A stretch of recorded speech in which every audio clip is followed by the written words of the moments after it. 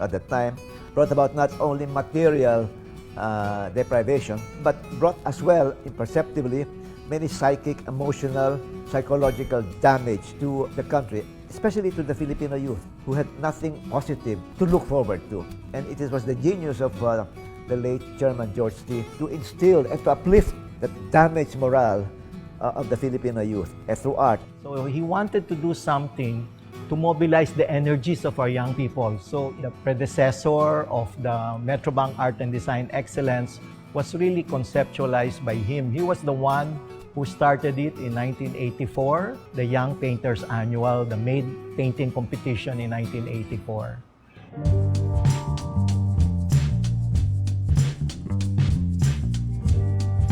The paintings generated by Made are able to be a reflection of the tensions, the conflicts, the joys, the harmonies, the sorrows even, the despair, and the celebration of the Filipino psyche. In the 1980s, you see a lot of our entries going into social realism. The art scene then was so different. There were only few people going to our art exhibits. My process is traditional. I do a lot of studies before I work on a big canvas. I won second prize in the oil category in 1988. At that time, I was very active politically. That piece is commentary on leaders who are abusive to its own people. It helps to be introduced in the galleries during the 90s as an award-winning artist. And it gives you the opportunity to have a show in the mainstream galleries.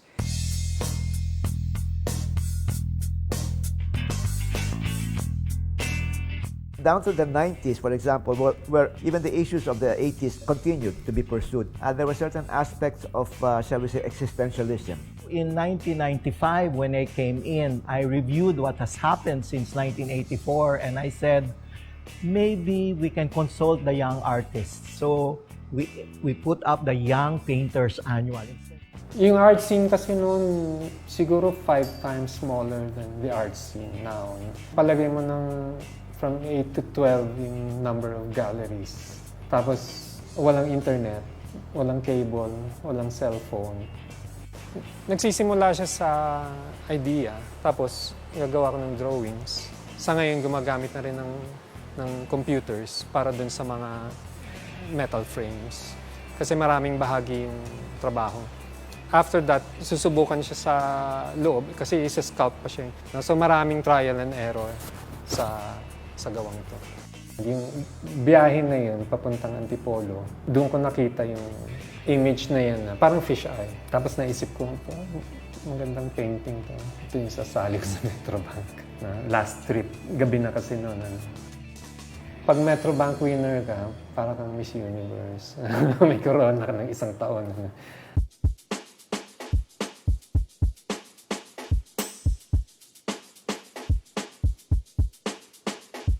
Towards the turn of the century, you can see the manner by which the young Filipino artists are looking outside their own country and being influenced by other developments, idioms being done in the art centers of the world. Then we also saw over the years the introduction of technology, and so we decided to get involved into architecture and interior design. Winning the MADE competition back then was very crucial and helpful in allowing me to be exposed to other platforms. You know, we just need to do all these different things to give more depth into our social ecosystem, to contribute to different ways of responding to the world.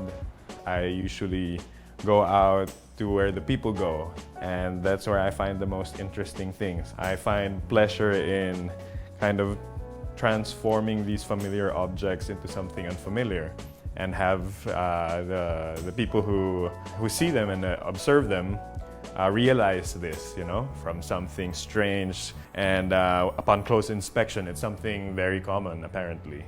The piece that I made for the MADE competition back in 2005 was called Cradle.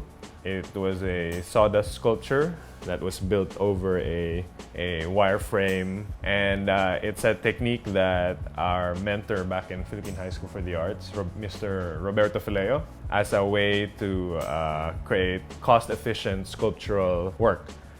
Positive creative production is just a very human condition, which everyone needs to at least try maybe once in their lives.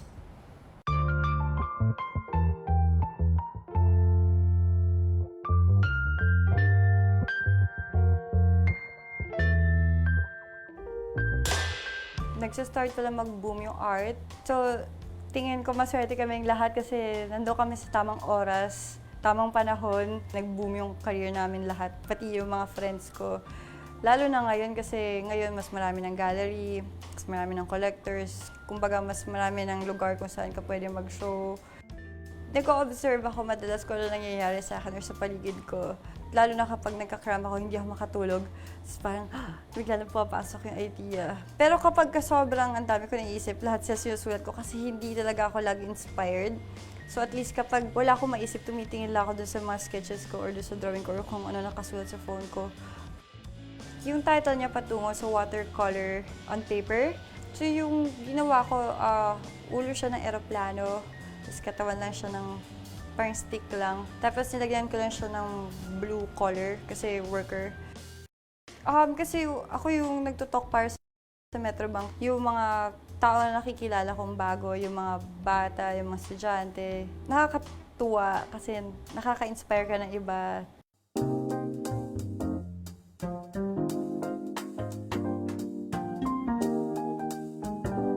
Through the work that we do in the foundation, our program MADE, we were able to utilize art for advocacy work. Art is a very powerful tool. It is not simply a reflection of our national soul, but it has the ability to ignite social change and cultivate ideas.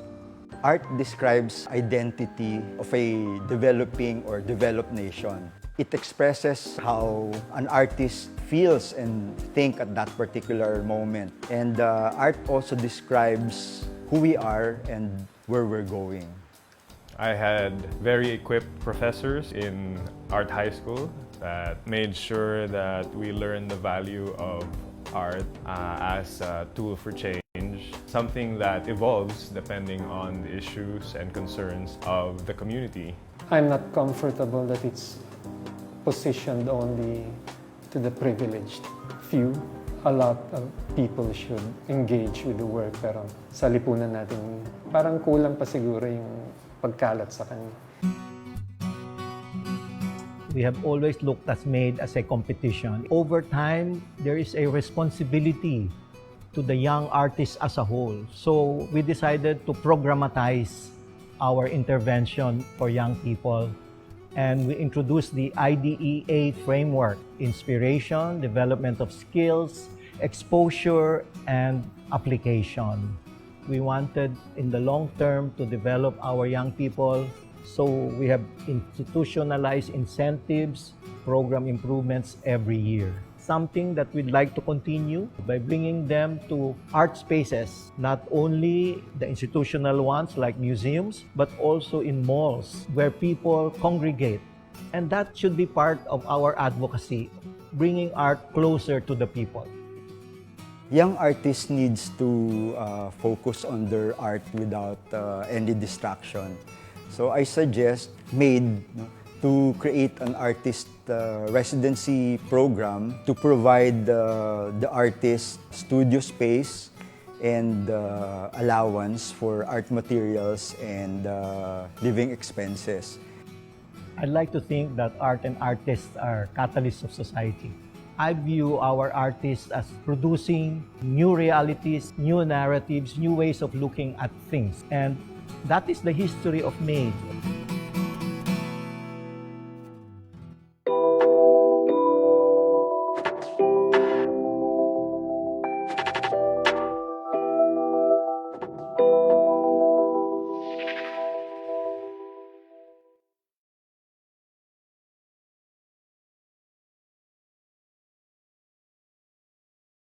first ever online event, Art Made Public Awardees in Conversation.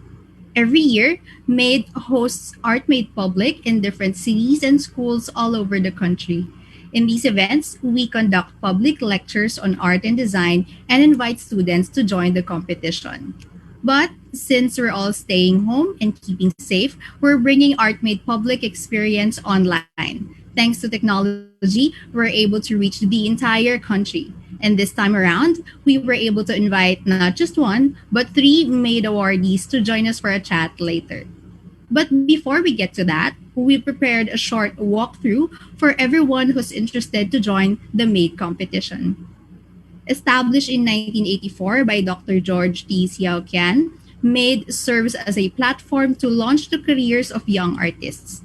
To date, more than 400 artists have been recognized, and a majority of them are now influential names in the industry.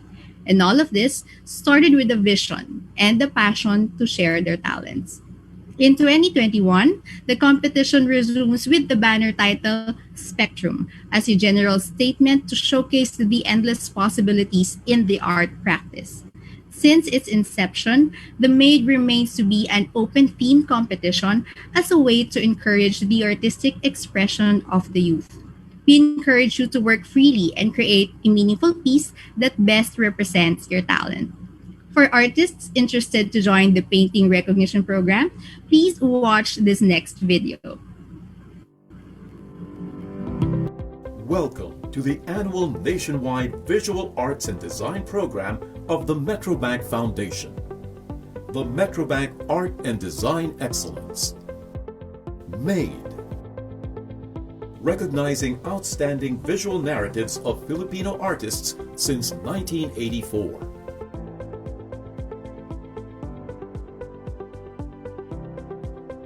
Open to Filipino painters, 18 to 35 years old. No solo exhibition yet. MADE accepts only one entry in one category: oil or acrylic on canvas, or water media on paper. Not eligible. Former awardees of the Young Painters Annual or MADE Painting Recognition Program, chairperson and members of the current Board of Judges, and immediate family members. To submit the artwork, follow these guidelines. Medium. Oil or acrylic on canvas. Water media on paper. Size. Between 18 by 24 and 36 by 48 inches. Weight. Maximum of 17 kilos with frame. Frame. Artwork to be framed with hanging provisions. Frame and matting, maximum 5 inches. Don't glue canvas on wood. Originality. Only original work accepted. Copies of existing works are disqualified. Credits. Links and photos related to art must be submitted. Actual entry. Please do not sign the actual artwork and ensure it has not been entered in any competition.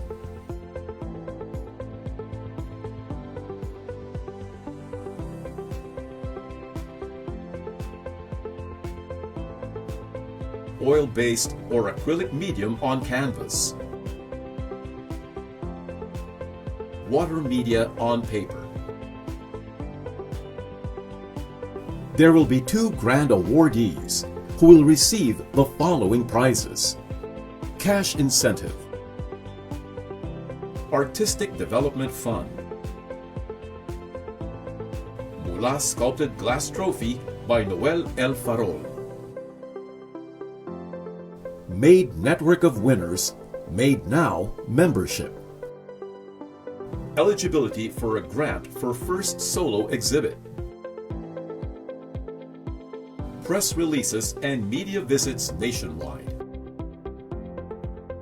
Featured in Made and Metrobank Foundation collaterals, newsletters, and social media channels. Special citation. Special citation is a recognition granted to selected works that is subject to the discretion of the judging body. Special citation winners, if any, will receive the following prizes. Cash incentive. Mula sculpted glass trophy by Noel L. Faro.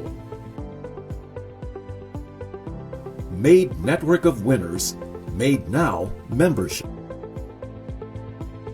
Eligibility for grant for first solo exhibit. Press releases and media visits nationwide. Featured in Made and Metrobank Foundation collaterals, newsletters, and social media channels. National finalists. Oil-based or acrylic on canvas category. Water media on paper category. 10 national finalists will be selected and will receive the following prizes. Cash incentive. Plaque of recognition. Featured in Made and Metrobank Foundation collaterals, newsletters, and social media channels.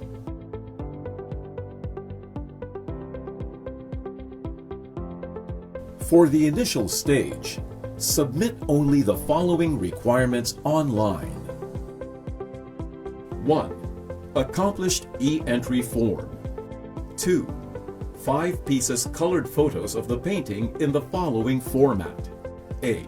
300 dpi resolution. B. Digital enhancements are not allowed. C. 1 full shot including the frame with plain or no background. D. 2 close-up shots highlighting different parts of the painting. E. 2 progressive shots while the painting is being done. 3. 1 piece 1 inch by 1 inch photo of the entrant. 4. Sketches or studies of the painting. 5. Photo references, if applicable. 6. Birth certificate, baptismal certificate, passport information page. Choose only one. Submission guidelines. Be sure to check the following guidelines to avoid disqualification. Labeling the files. First name, last name, requirement, digital number. Example, Juan de la Cruz, full shot 1.jpg. No signature or other identifying marks shall be placed on the digital images. File size allowed is 2 MB per file. Do not send more than 1 email. The subject of the email should indicate first name and surname of the entrant, followed by the title of entry. For example, Juan de la Cruz, Bayan Kong Mahal. The Made Secretariat will not accept submission requirements submitted through a link provided by a third-party file transfer hosting service.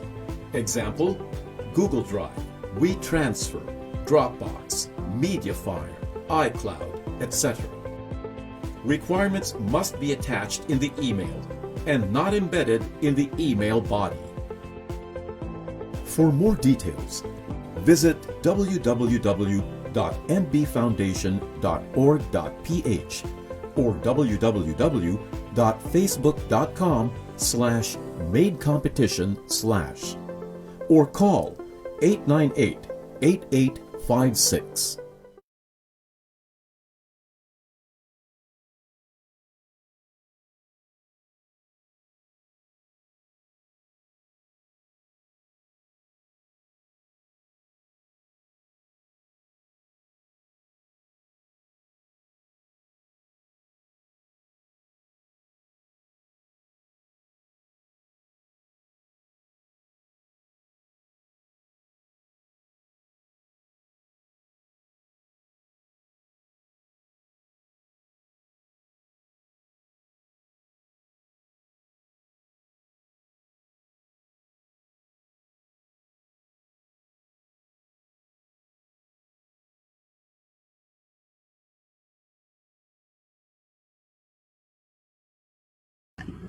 Former awardees of the competition, employees of the foundation, and Metrobank are not eligible to join. Again, entrants who submitted their works last year in 2020 may no longer submit another entry for 2021. The same guidelines apply to participants for the Sculpture Recognition Program. Entrants may only submit one entry that has not been submitted to other competitions, locally and internationally, nor included in both selling and non-selling exhibitions prior to and during the competition. For sculpture entrants, you may use one or a combination of resin, fiberglass, glass, metal, wood, stone, or fired clay. The entry should not weigh more than 40 kilos, including the base. Photo references should also be submitted. The work and the name of the artist must remain confidential throughout the competition. Entries to the sculpture competition must be a minimum of 1 foot in height, 1 foot in width, and 1 foot in length, and a maximum of 2 feet in height, 2 feet in width, and 2 feet in length. The base should not be included in these measurements, and the height must not exceed 3 inches. For sculpture, one grand awardee will be chosen. The grand awardee will receive a cash prize of 500,000 pesos, a glass trophy by Noel El Farol, membership to the MADE Awardees Alumni Group, the MADE Network of Winners, eligibility for a grant for your first solo exhibit, and nationwide media feature, as well as inclusion in Metrobank Foundation's collaterals and social media platforms. 2 special citation awardees will receive a cash prize of 200,000, a Mula trophy, MADE Now membership, eligibility for a solo show grant, and media features. Just a reminder, the deadline of submission is also on March 31, 2021. The awarding, exhibition, and symposium will be on September. These events will be broadcasted live over our social media platforms. When your entry is ready for submission, make sure to go back to the guidelines. Fill out the e-entry form for your chosen category. The links are pinned on top of the comment section for your reference. After filling out the forms, submit your accomplished entry form, your photo references, and any of the following IDs: your birth certificate, baptismal certificate, or your passport information page. Submit these attachments to madecompetition2021@gmail.com. The complete list of requirements is available in the competition guidelines.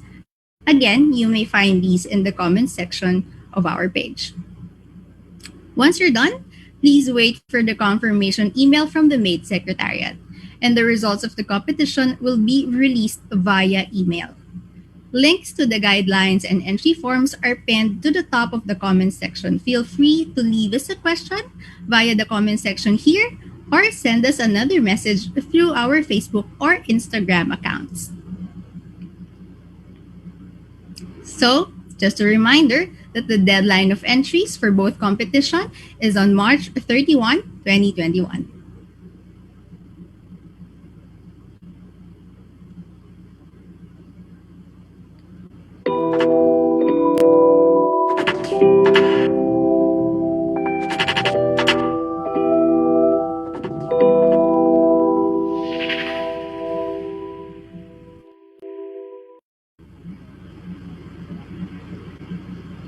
Now, we understand that young artists are hungry for opportunities to grow, and many see competitions as a way to achieve that.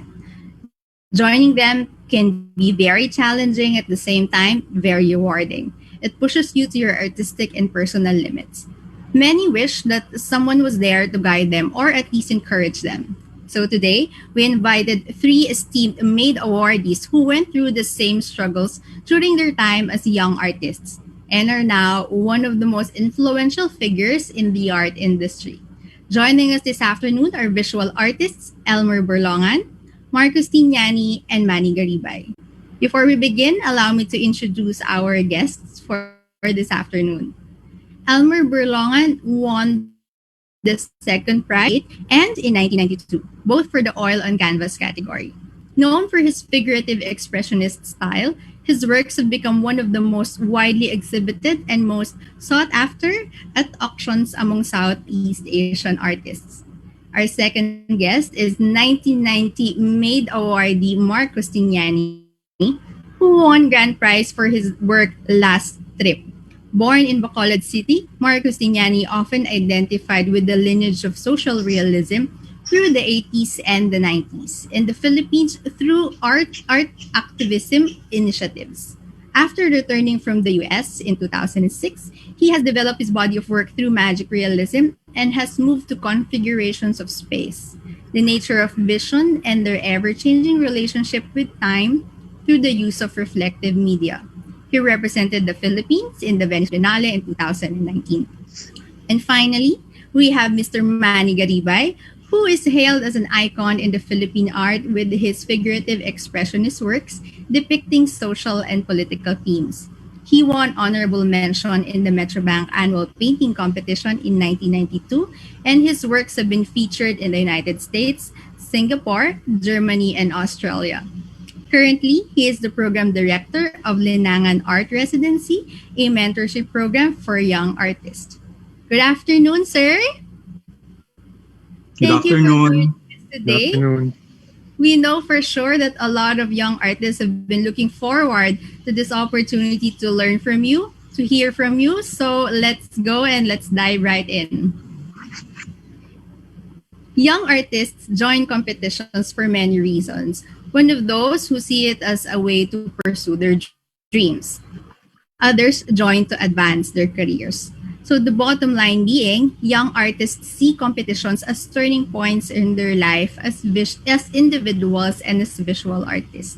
So for the first part of this dialogue, let us reminisce and do a little throwback. Are you ready, sirs? Ready? Okay. All right. So way back when you were a young artist, let's talk about why did you join the Meet competition? How did you prepare? What was your experience? And why did what Winning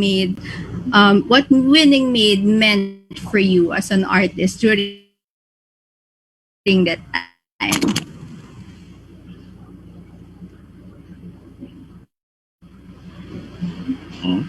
Sino mauna? Anyone may start the throwback sharing early 90s joining the Made competition. Well, pero ako, since na mag-start yung Metrobank noong 1984, sumasali na ako eh. So from 1984 to 1987, sali lang ng sali kahit na hindi na nanalo. Ako 85 yata ako nagsimula. 85 yata ako nag-start sumali. Oo. Kasi ang guidelines nun, medyo mahirap nga kasi no size limit, tapos any materials yung sinasabit. Pero somehow, kahit na ganun pa rin yung requirement, parang kaming mga magkakaibigan, puro straight painting eh. Wala sa aming gaanong nagmi-mix media or gumagawa ng assemblage. Kaya yun, iba yung nananalo. Mm-hmm. Mm-hmm. Yeah. And then nag-start nung it was the thing to do nung time na yun. Mm-hmm. Tama. Doon sa magkabarkada, parang marami sa atin. Di ba parang yun yung, that was the thing to do nung time na yun. Kasi parang mapapabilis yung pagpasok mo rin sa art scene kapag mapansin ka rin sa Metrobank. No? Tapos maliban doon ang laki rin ng effect niya pag young artist ka. Kasi it's a form of validation din. Malaking bagay pag meron ka naman. So, mapasama ka man either, kahit nga sa exhibit lang, yung mapasama mo yung work mo sa exhibit. Parang, I think for some time siya lang yung art competition talaga nakilala noon na tuloy-tuloy Kasi like I remember yung AAP, maya-maya meron, and then meron na naman long period of time na wala siya. And then along with other student competitions, they also come and go, no? So yung Metrobank was, I'd say, the longest running competition.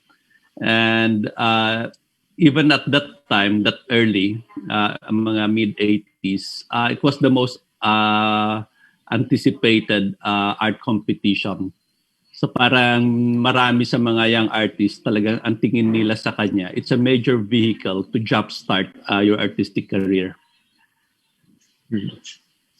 Oo, totoo yan kasi pag lumapit ka nga sa mga galleries, it helps a lot na mapakilala ka sa mga curators and gallery owners na you're a Metrobank awardee. Tsaka isa pa, yung award na yun, pampaganda sa biodata eh. Kami pa naman ng mga kabatch ko, pahabaan kami ng pages ng biodata eh. Kasi pag maraming pages yung biodata mo, ibig sabihin, marami kang mga competition na napanalunan, at saka marami kang mga exhibit na nasalihan.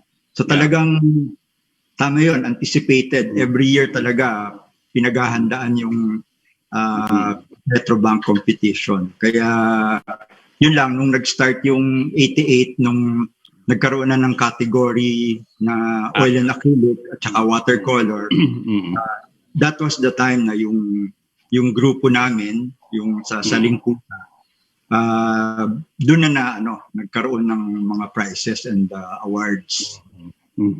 Yeah. Siguro, I think one sidelight dyan, no? Interesting kasi yung the difficulty of penetrating the art scene in the galleries.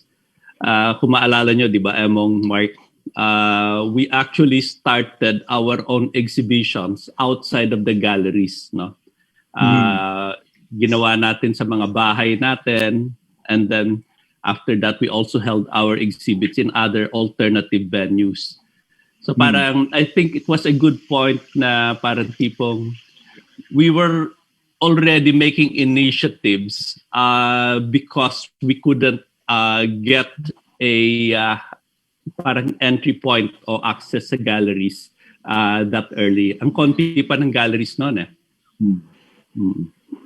At saka yung rin, yung sa akin, yung purpose ko din ng pagsali dun sa Metrobank, kasi kahit nung estudyante pa kami, that was the chance of showing to the public, this is my best work. Tsaka hindi siya school requirement. No? Dun sa work mo, ito talaga parang pinapakilala mo talaga kung ano yung background, ano yung experiences, at saka kung ano talaga yung kaya mong gawin. Yun. Kaya yun, inaabangan din yan ng mga peers, mga kagrupo mo. During Yun din that siguro time, yung... Yes, Sir Manny? No, it was Mark. Mark. Yes? Yun din siguro yung swerte ko dahil before ako nag-Manila, sa Negros kasi ako lumaki, wala pa ako nasalihang competition, art competition. Isa lang ang nasalihan ko sa school namin nung high school. Tapos nung makabarkada ko sina Emong tsaka yung sa Salimpusa, marami na silang nasalihang competitions. Tapos sumasali kami sa Paco Park, maalala mo, yung competition doon. Tapos yung marami mga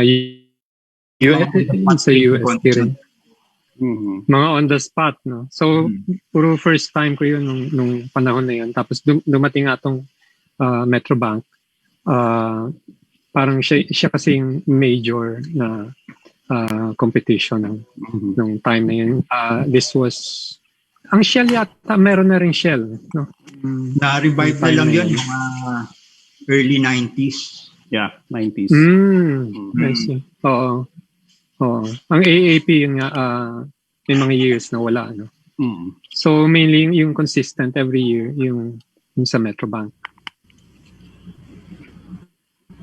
During that time, sir, are there any stories? How would you submit your artwork? Like right now, we only require them to email email us photos of their work. During those times, I believe you have to bring your art pieces directly to Metrobank to submit your entry. Mm-hmm. Yeah. How was it, sir? And then seeing your contemporaries gathering together, participating in the competition. Exciting yung time na yun kasi bago paghandaan yung competition, before we meet the deadline, hindi muna kami magkikita ng mga 1 week or 2 weeks para gawin yung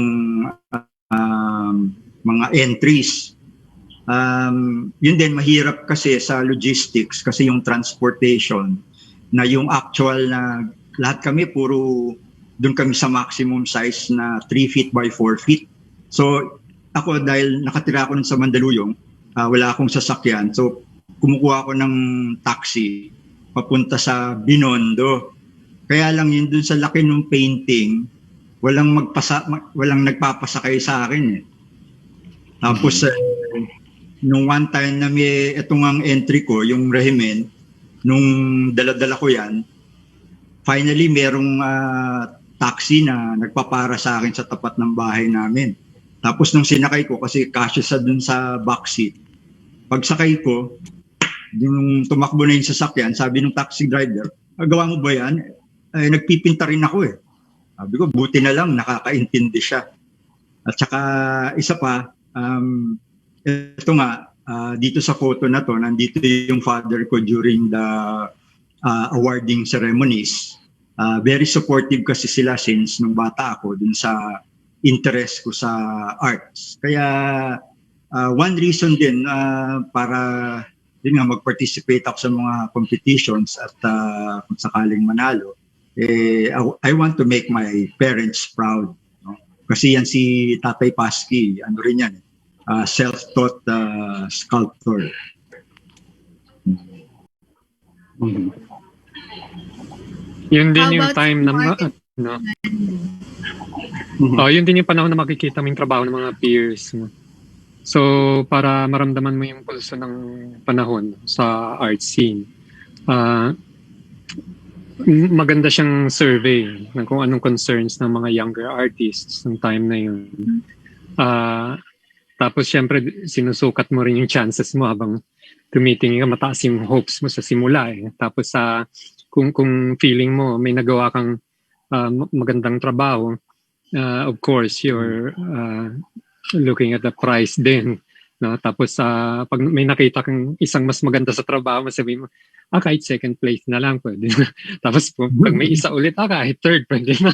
Pag meron ulit, sabi mo, kahit honorable, o kaya masama na lang sa exhibit. So, yun yung proseso. I think I tried 5 times. No? Yung first 2 attempts ko actually were mga parang may paper mache tapos pinipinturahan. No, nung third time na sumali ako nung 88, yun yung time na nanalo sina Elmer at sina Tony at sina Neil Manalo. Yung year na yun, may isasubmit sana akong work, kaya lang yung pinag-usapan nga natin nung na yung 3x4, di ba? Ang 3x4 kasi eksakto yan dun sa backseat ng sasakyan. Pag finrame mo yun ng medyo malaki, hindi na magkakasya. No? So, masikip yung painting ko ng year na yun, tapos hindi ko tuloy na isali rin kasi hindi na ako umabot sa deadline. Yung submission ng mga works, actually, one of the, kasi noon sa Binondo pa di ba? So it was one of the more daunting parang things that you have to go through dahil traffic at saka yung hirap ng paghanap ng parking, yung ganon. Not to mention kung paano magkasya yung painting sa sasakyan. Fortunately, nakakapit ako ng konti sa among the winning entries. But then I guess that's why I think it's wise to restore yung scaling of the prices. Kasi presently, I think there's only one grand prize. And then that's it, no? Kasi it gets to a point kasi na, lalo na ngayon, parang we've been given the opportunity to judge. Parang may mga ilang pieces na sa tingin mo, napaka-konti lang ng pagitan ng grand prize winner doon sa pangalawa at pangatlo. Na I think it's still a good idea to somehow acknowledge those who would have made it, no? Na konting-konti na lang yung pagitan. But aside from that, one of the things I enjoyed most about submissions is marami kang makikilalang ibang artist. And yung iba mga chance meeting, and then after a while, they become lifelong friends, no? Mga ganon. And yeah, to me, Metrobank was also helpful in enabling me to find a lot of friends and contacts network in the course of my participation in my many attempts to win in the competition. At saka yun, speaking of friends, kasi pag nag-submit ka dyan, meron kang time din to go around the entries. No? Titingnan mo nga kung sa tingin mo sino yung mga posibleng pwedeng manalo, na may chances, no? And then siguro ka rin parang natututo ka rin dun sa mga ginagawa nila. And then that's also the chance of meeting other students from different art schools. So may mga naging kaibigan kami from UST, PWU, UE, at saka yung mga iba pang mga art schools. Yun. Up to now, pa rin kami, nagkakasama pa rin kami sa mga shows and exhibits, no? And na-mention ni Manny nga yung about the price. Syempre, yun din yung pinaka reason talaga for a young struggling artist na sana makuha niya yung cash prize.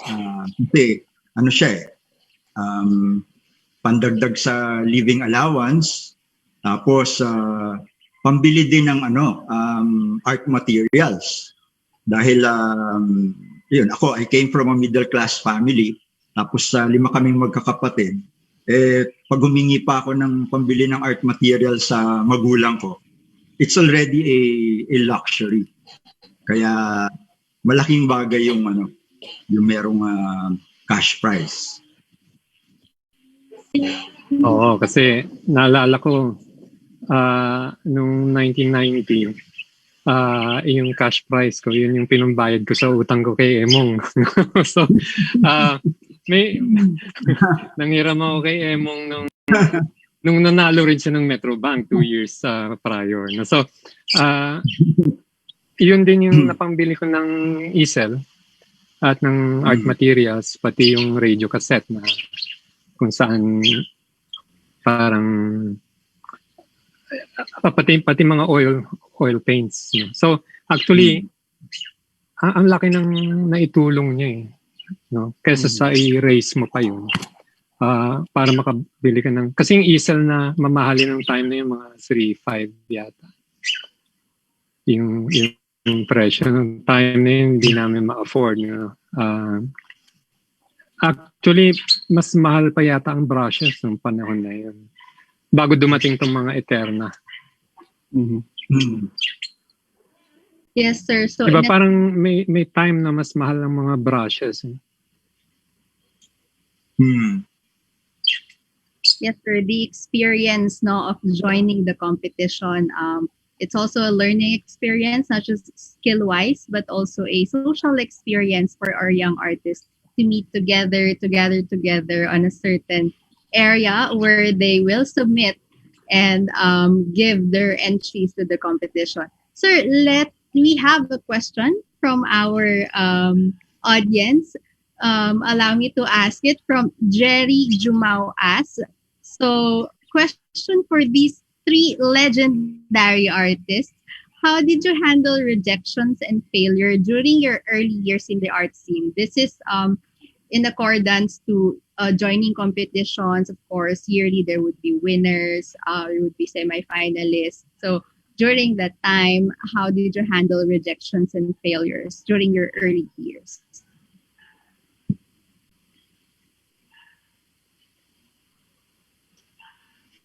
Anyone of our guests would answer? Mukhang wala silang rejection at failure. Wala Madami. rejection and failure, sir. Hindi kasi pagdating sa mga art competition, yun nga, halos lagi kami sumasali pero hindi ka naman nananalo. Pero sa tingin mo okay lang kasi whether manalo ka o hindi, at least that was the chance na ma-create mo yung ano mo, yung gusto mong ipinta. And you were given the freedom to paint what you want, no? So yung mga failures, ano lang yan, nagiging challenge lang yan. Para tumibay yung loob mo, ganun. Titingnan mo naman kung constructive yung criticism, and then you will also learn from that. Mm-hmm. Yeah. Yung kasabihan Tsaka tuloy-tuloy naman yata yun. Mm-hmm. No? Tuloy-tuloy din yung mga rejections, mga failures, hanggang sa panahon ngayon, more than 30 years na yata kaming tatlo sa practice na to. Meron pa rin mga ganun. Part na lang yan ng trabaho rin. Ang mahalaga kapag may nagawa kang ng isang parang major piece. Kumbaga, yung opportunity na makagawa ka ng ganun, yun nga, sa contests, pwede mong gawin. And sometimes, yung mga piyesa mong pang-practice or yung mga maliliit, sometimes na ilalabas mo rin yan sa art scene pero hindi mo sa competition isasalang. Mm-hmm. Yeah. Tulad nga ng kasabihan, di ba, na what cannot kill you will only make you stronger. Mm-hmm. Sa career ng artist, it's not only failures and rejection. There will also be episodes of having been abused or exploited. No? So you have unscrupulous, say, art dealers, or in some cases, some galleries, mga ganon, or some collectors, no, na parang at some point, medyo na pagsamantalan ka. All those instances should also only strengthen the resolve of the artist. Kasi parang in the end, artist, you are an artist not because you're there to win competitions. You are an artist because that's what you do, di ba? So you're an artist, you do art, and that's it. No, whether you lose, you win. It's not all about that. But one of the things I would tell people is, kunyari kahit na anong, no matter what challenge you have to face, no. Ang pinakamahalaga is to just stay committed to what you do, no. Ang sinasabi ko nga sa kanila ilan years from now hindi matatandaan ng mga tao kung sino naging presidente. Kunyari, sino ba yung presidente ng France nung kasikatan ni Picasso? Nobody remembers, di ba? But people remembers Picasso. Yung ganon. It's the same way, no? Parang we leave behind lasting cultural artifacts na mananatili dyan. At if we strive hard enough, magkakaroon siya ng continuing presence sa cultural landscape. So we leave behind legacies, no? Only if we remain committed to what we do. Tsaka ano rin yan it's just a matter of being at the right time and the right place and meeting the right people who help you in your career as an artist, no?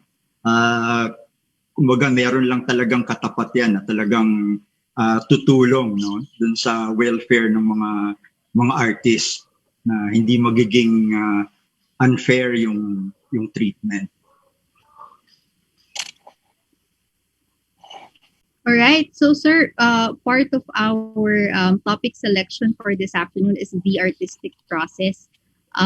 With regards to joining the competition and your own artistic process, we actually have a question related to that from Kate Dayan Sazar Bautista.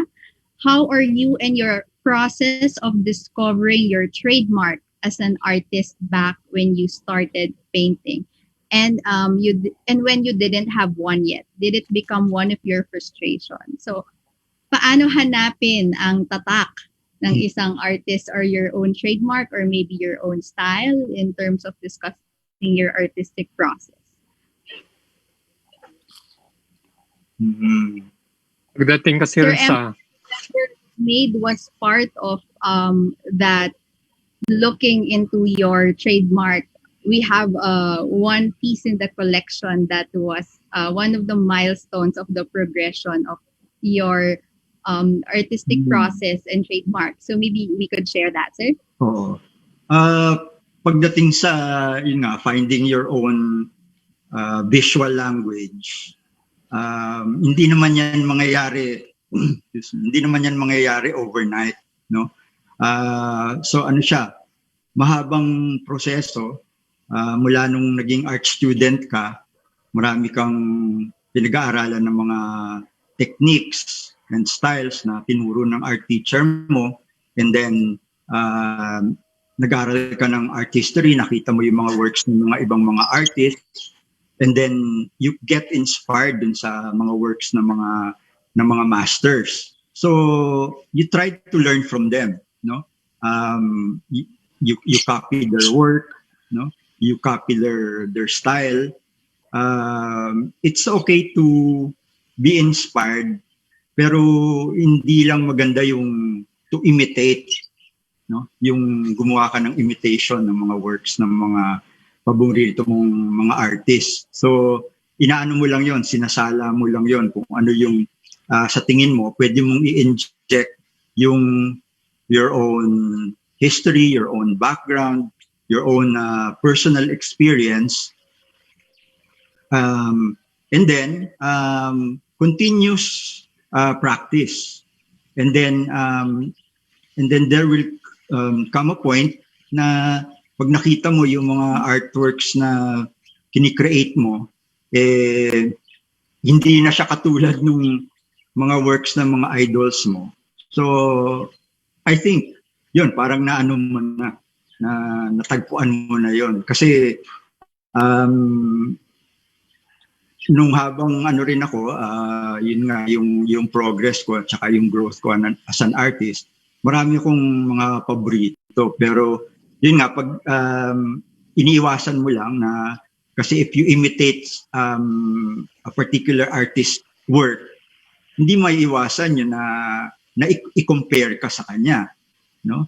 And madalas mangyari, syempre yung nauna o yung master, yun ang mas magaling kasi kinokopya mo lang siya, and then your art becomes inferior, no?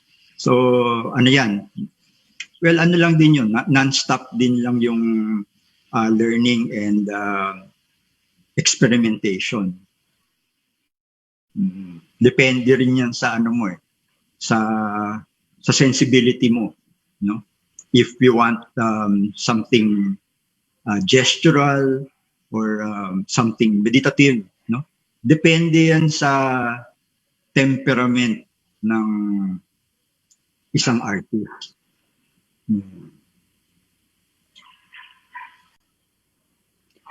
Product din siya ng yung mahabang proseso ng pag-absorb tsaka ng extraction. So may mga periods na kung saan nagkakaroon ng mga peaks, and usually yun yung naaalala ng mga tao, yung mga peaks. No? And then may point na magkakaroon ka ng standstill, tapos you descend a bit, tapos magpipeak na naman. Ano? Hopefully don't descend na tuloy-tuloy and maybe become repetitive or wala na masyadong artistic growth. Pero ang style kasi actually parang nangyayari na lang siya after years of practice. No? So mas magpo-focus siguro, maganda mag-focus ang young artist sa daily practice na yung habits, developing ng habits, how to look at things and how to look at events also, and try to combine things and make it work as an image. Mhm. No, later on lilitaw rin yan yung style. Yeah, I think I agree with that, no? Kasi sa akin in my process is I've always been more of you start with a compulsion and not think so much about what I'm going to do. So parang I attack the canvas without any plans in my mind. Yung ganon. Kahit na marami na ako nagawang studies, most of them are discarded and then I just go straight to the canvas. So for the longest time, parang the concern about developing a style has always been secondary. Kaya and I also am aware na parang along the way I get influenced by many of my colleagues, no? I get influenced by Elmer, I get influenced by Mark, yung ganon. And parang nare-realize ko, sometimes it makes me feel uncomfortable about what I do, but sometimes I just say, just what the heck, no? Just keep going and not think at all. So parang, in other words, sinusunod ko lang yung motto ng Nike, just do it. In other words, after a while, after doing some kind of inventory of my works, napansin ko, it's not so much about the style, at least in my case. It's really more about the intention that goes with each work. And the style becomes more of a vehicle of that intention. So if the works are more gestural, more visceral in quality, the intention is related to that. Or if they are more parang carefully crafted and then has a tendency to be really polished sa finish nila, it's also reflected in the intended idea or theme, no?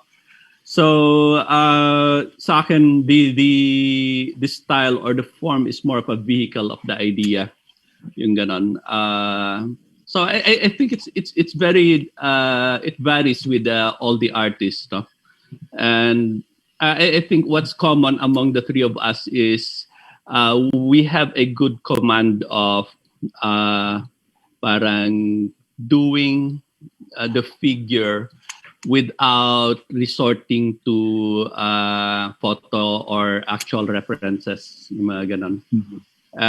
So ibig sabihin, we are able to will the image, the form, on the basis of what we have in our minds, no? So parang hindi kami constricted sa what is already there in the form of a photograph or in the form of an actual sitter, yung ganon.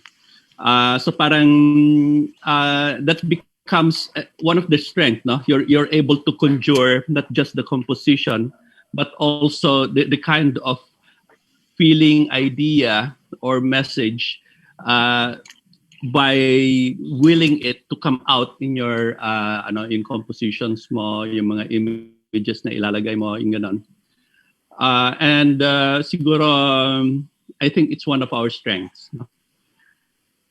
So, tama yan kasi May similar Sige, sige. yung content dictates the form, no? Mhm. Kung ano yung subject matter na gusto mong ipakita, yun din yung magiging form, no? Mhm. I-ano mo siya, i-exhaust mo yung ideas, and then lahat naman ng mga great artists, no, dumaan sa ganyan, no. Meron silang mga period, no. Sa tingin nila kailangan nilang evolve yung mga forms ng kanilang ginagawa, and then there would come a point na parang nasabi na nilang lahat yung gusto nilang sabihin dun sa artwork, and then they move on to other things, they move on to other subjects, they move on to other approach, no. Kaya yung looking for a trademark, no, parang sometimes it becomes a trap, no. Parang nagiging you're already boxed into that kind of work, and tayo naman ayaw natin maging stagnant, ayaw din natin yung gawin yung paulit-ulit, no. So kailangan continuous lang din yung growth para it's always exciting and challenging, especially pagka yung nakahawa ka ng ibang medium, no, whether it's traditional or it's digital. Excited ka kasi marami kang matututunan dun sa medium na yon. Sa case nating tatlo kasi na magkakabarkada rin, and the same with some members of the Saling Pusa group, no? We have similar skill sets. May variations lang dyan ng konti, pero especially sa figuration, no, may similarities sa atin, and we have similar mindsets din. So kaya parang nagkataon na may relasyon ng, alam mo, magkapamilya yung trabaho. No, alam mo, parang tawag nga ng iba parang siblings, ano. We are a product of the same times. We are of the same generation and the same background din siguro and concerns. Pagdating dun sa doing the figure na from memory, ang effect kasi ng trabaho natin we go straight to the character type. So yun siguro hindi masyadong na-mention na kapag kinompose na yung figura mismo or composite yung figura, it does not exist anywhere else except in the painting, di ba? That particular figure does not exist anywhere else, no? So we resort to archetypes. We think about if we're going to, let's say, paint a political leader, it's a character type that we go to, not an actual political leader tapos ipipin ba, unless nung time ng sanggawa na naging editorialized yung mga trabaho natin, pero usually ang ginagawa natin parang composites na siya, no? So it exists there. It is maybe an abbreviation of what's happening in reality. It looks real, pero actually hindi rin, ano? So kahilera siya ng mga gumagawa ng comics, ng mga editorial cartoons, and usually it's not considered as part nitong parang higher or yung na-establish sa art scene na mataas na level ng artistry, ano? Pero actually there's something there that needs to be discussed and needs to be reconsidered, kasi why is it so popular? It's not only because masarap siya sa mata or something. There's something about this type of representation, I think, that needs to be studied. At kung pag-aralan siya in the same way na pag-aaralan natin ng archetypes, so there's something universal about this mode ng painting. Mm-hmm. Yes, sir. We've been getting a lot of questions regarding the artistic process and progress. allow me to narrate this chunk of question, then maybe we could discuss it as a topic. What inspires you? And a very practical question by Denise Forres Medina. How do you deal with art block? From Rog Almario Soringa, have you encountered artistic hiatus brought by creative or momentum blocks? How do you usually deal with it? So regarding finding your inspiration and how do you deal with creative blockages in your line of practice?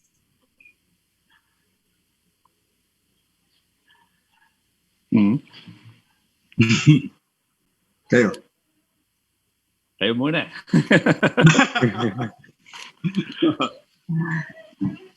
Well, kasi sa akin, yung inspiration ko, narrative kasi yung mga paintings ko eh. Mahilig ako magkwento.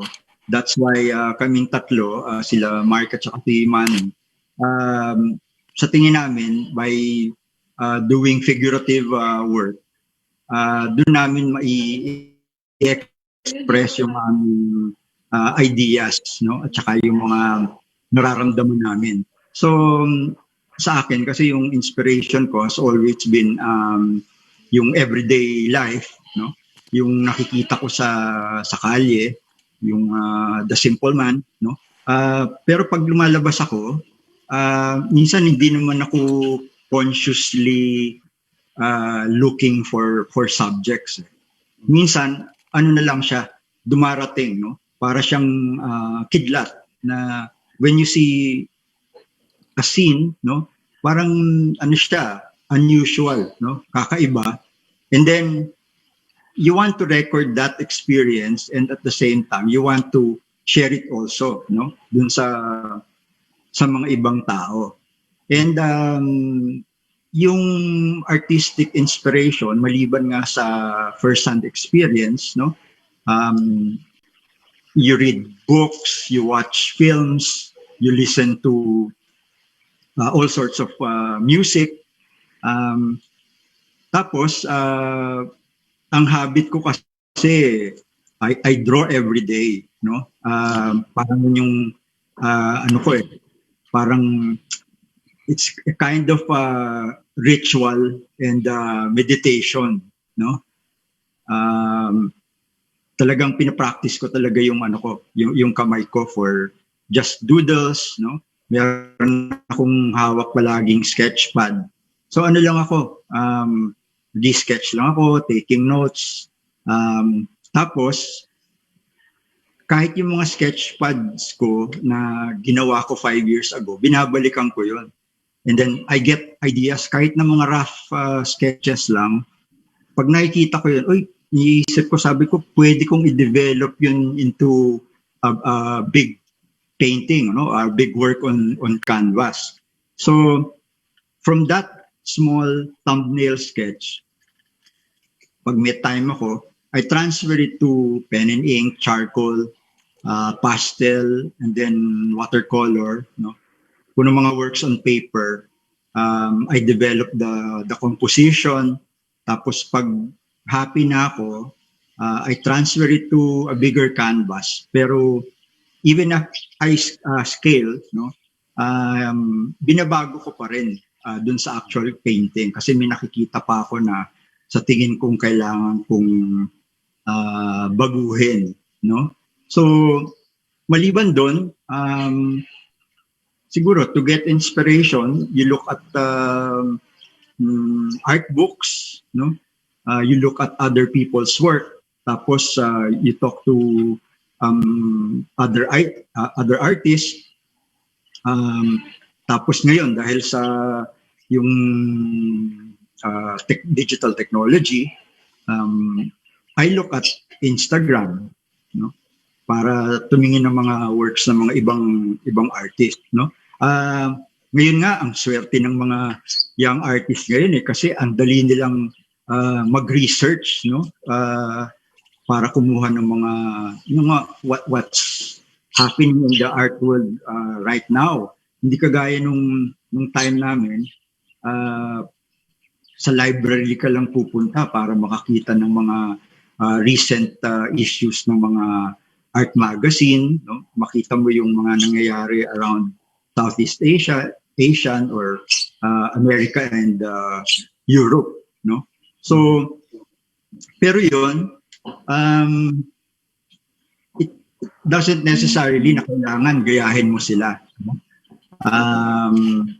Sabi nga din ni Alice Guillermo, parang it's okay to be influenced by foreign artists, but you have to find your own voice, no?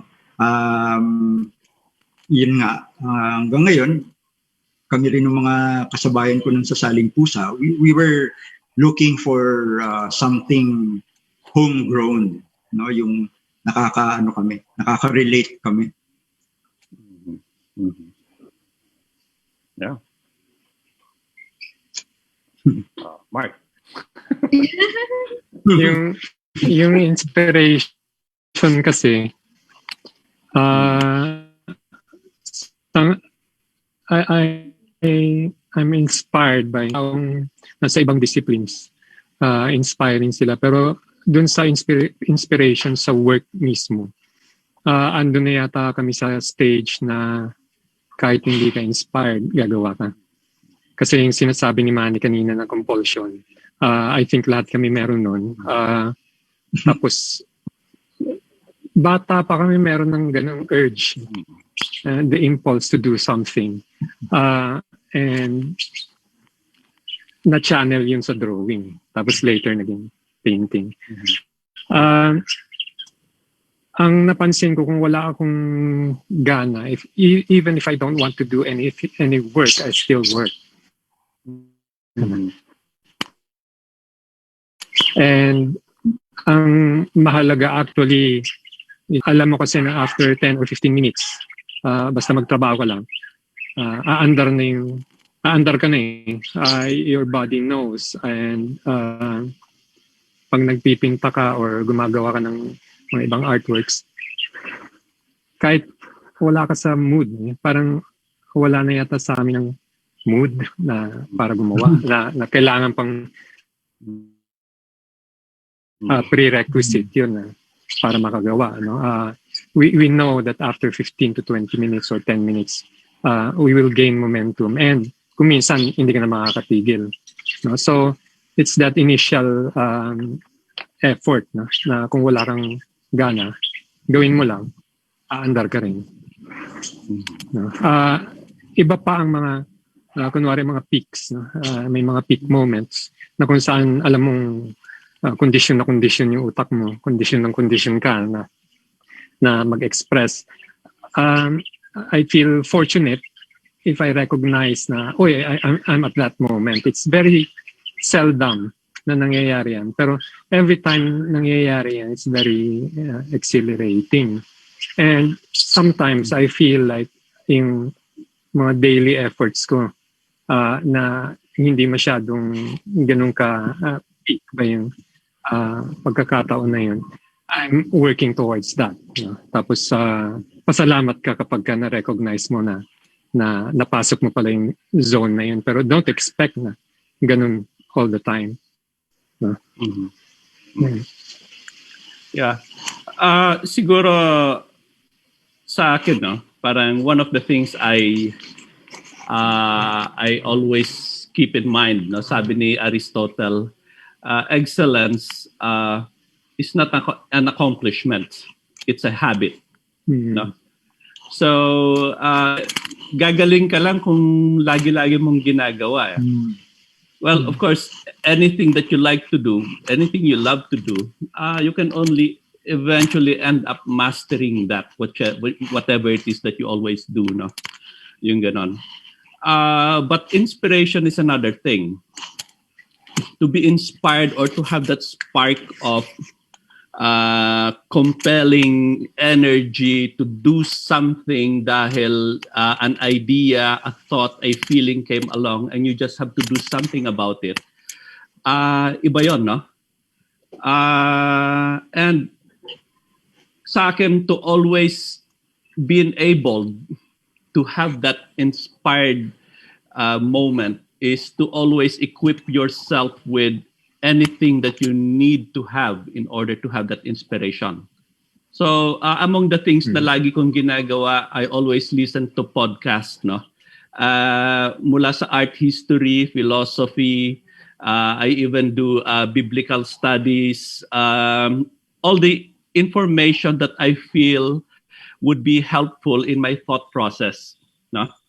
And aside from that, I read the news 2 times a day, tatlong sources ng balita, local at saka international news. You need to know as much as you can about what's going on. Need to see as much as you can around you. Yung ganon. It's very hard to be given that moment of inspiration kung if you confine yourself to your complacent space. No? There's really very little opportunity for growth kung masyado kang confined. Yung ganon. So there's always, I think, to always have that yung moments of inspiration, you must always keep striving to know more than what you currently know. No? Yung ganon. Kasi I think that's a very important resource. Your body of knowledge, your understanding of things, the way you develop your insights from this, and the way you put them all together. Now, how to make that connection between all of that and the way you see the world, and the way to come up with an idea that you feel will connect most relevantly to your audience. Yes. Gusto ko rin dagdag dyan na kailangan din, siguro for a young student or a practicing artist, yung kailangan ng disiplina. No? Pero kadalasan naman dyan, ang kalaban natin dito, yung ano pa rin, maliban sa meron kang parang artist block o parang hindi ka, wala ka sa mood, pero kami talaga ng tatlo, may habit na talaga kami na talagang hinahanap namin yung mag-create, no? Sa tingin ko ang ano lang diyan kalaban lagi is oras, yung time, no? Kung isi-set mo lang talaga din yung oras mo na kung busy ka, but just parang set aside 2 hours of your time, marami ka na magagawa nun. You can draw, you can paint, no?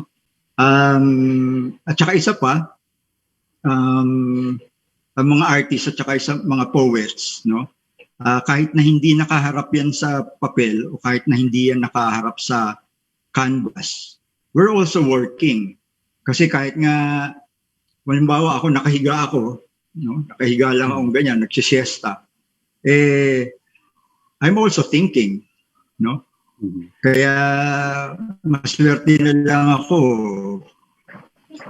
pinapayagan ako ng wife ko na paminsan-minsan nakahiga.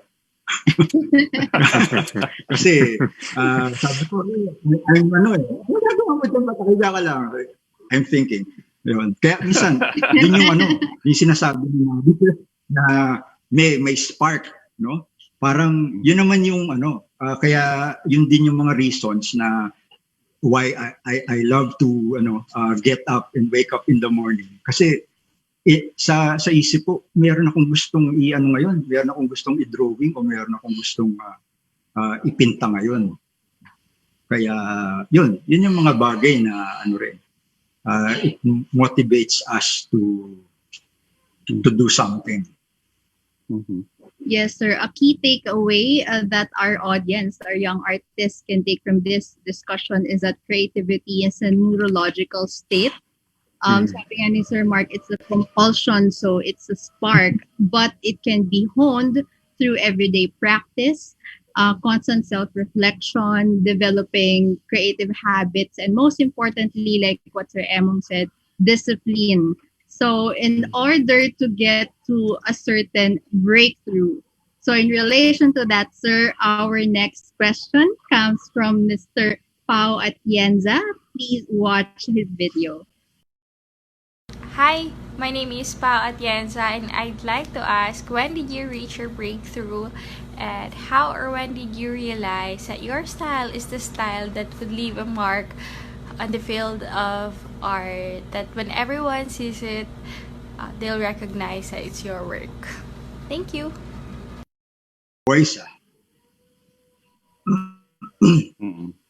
Yes, sir. According to Pau, she's asking, when did you reach your breakthrough? And how did you realize that this style or the certain breakthrough would make a mark in the field? So from your practice leading to that breakthrough.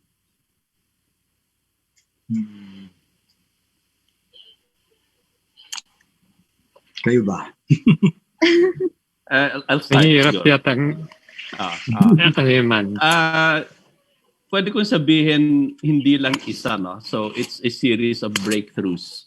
So, there will always be like, sasabihin mo, at this point, there was a significant break into something na kung saan you sort of move closer, no, doon sa ini-envision mong kakalagyan mo bilang artist.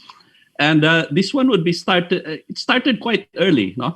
Parang it was a time when I was still working right after graduating from fine arts. I got married, so I have to work, no? So I need to support a family. But then it was an office job. Tapos sabi ko, wala dito yung puso ko no? Ultimately, so wala pang 1 year after that, I left my job and decided to go full-time as a painter in spite of all the uncertainties. No? My wife was already pregnant with our second daughter by that time. And, parang bahala na. I gusto ko magpinta. So I committed myself to painting.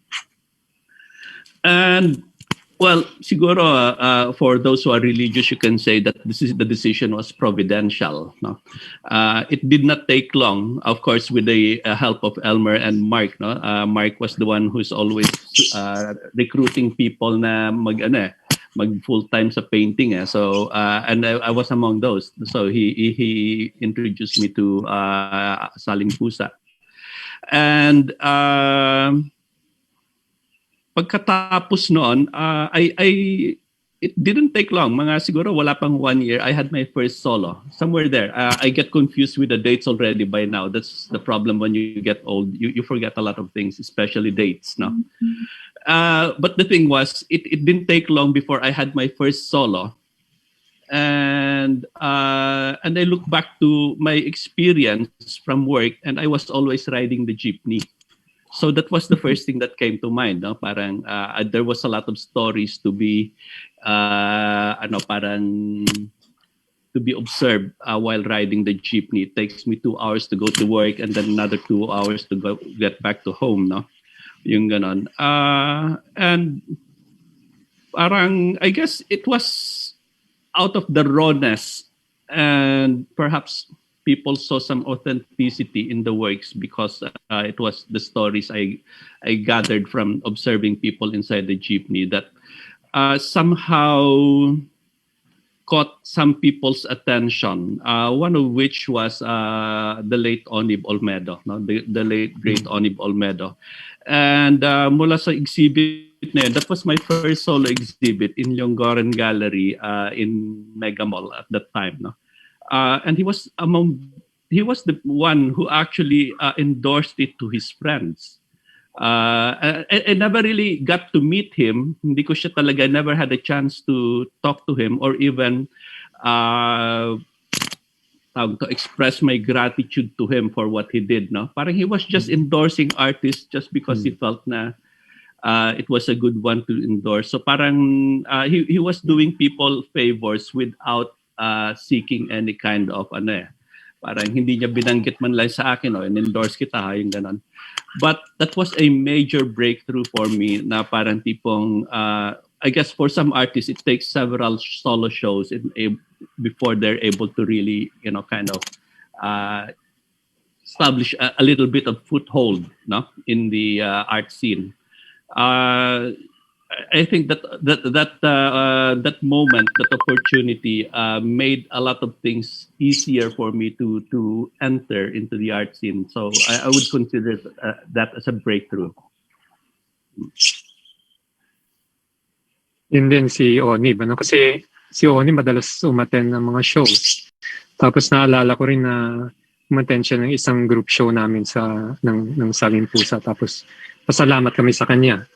Tapos sabi niya, no, thank you.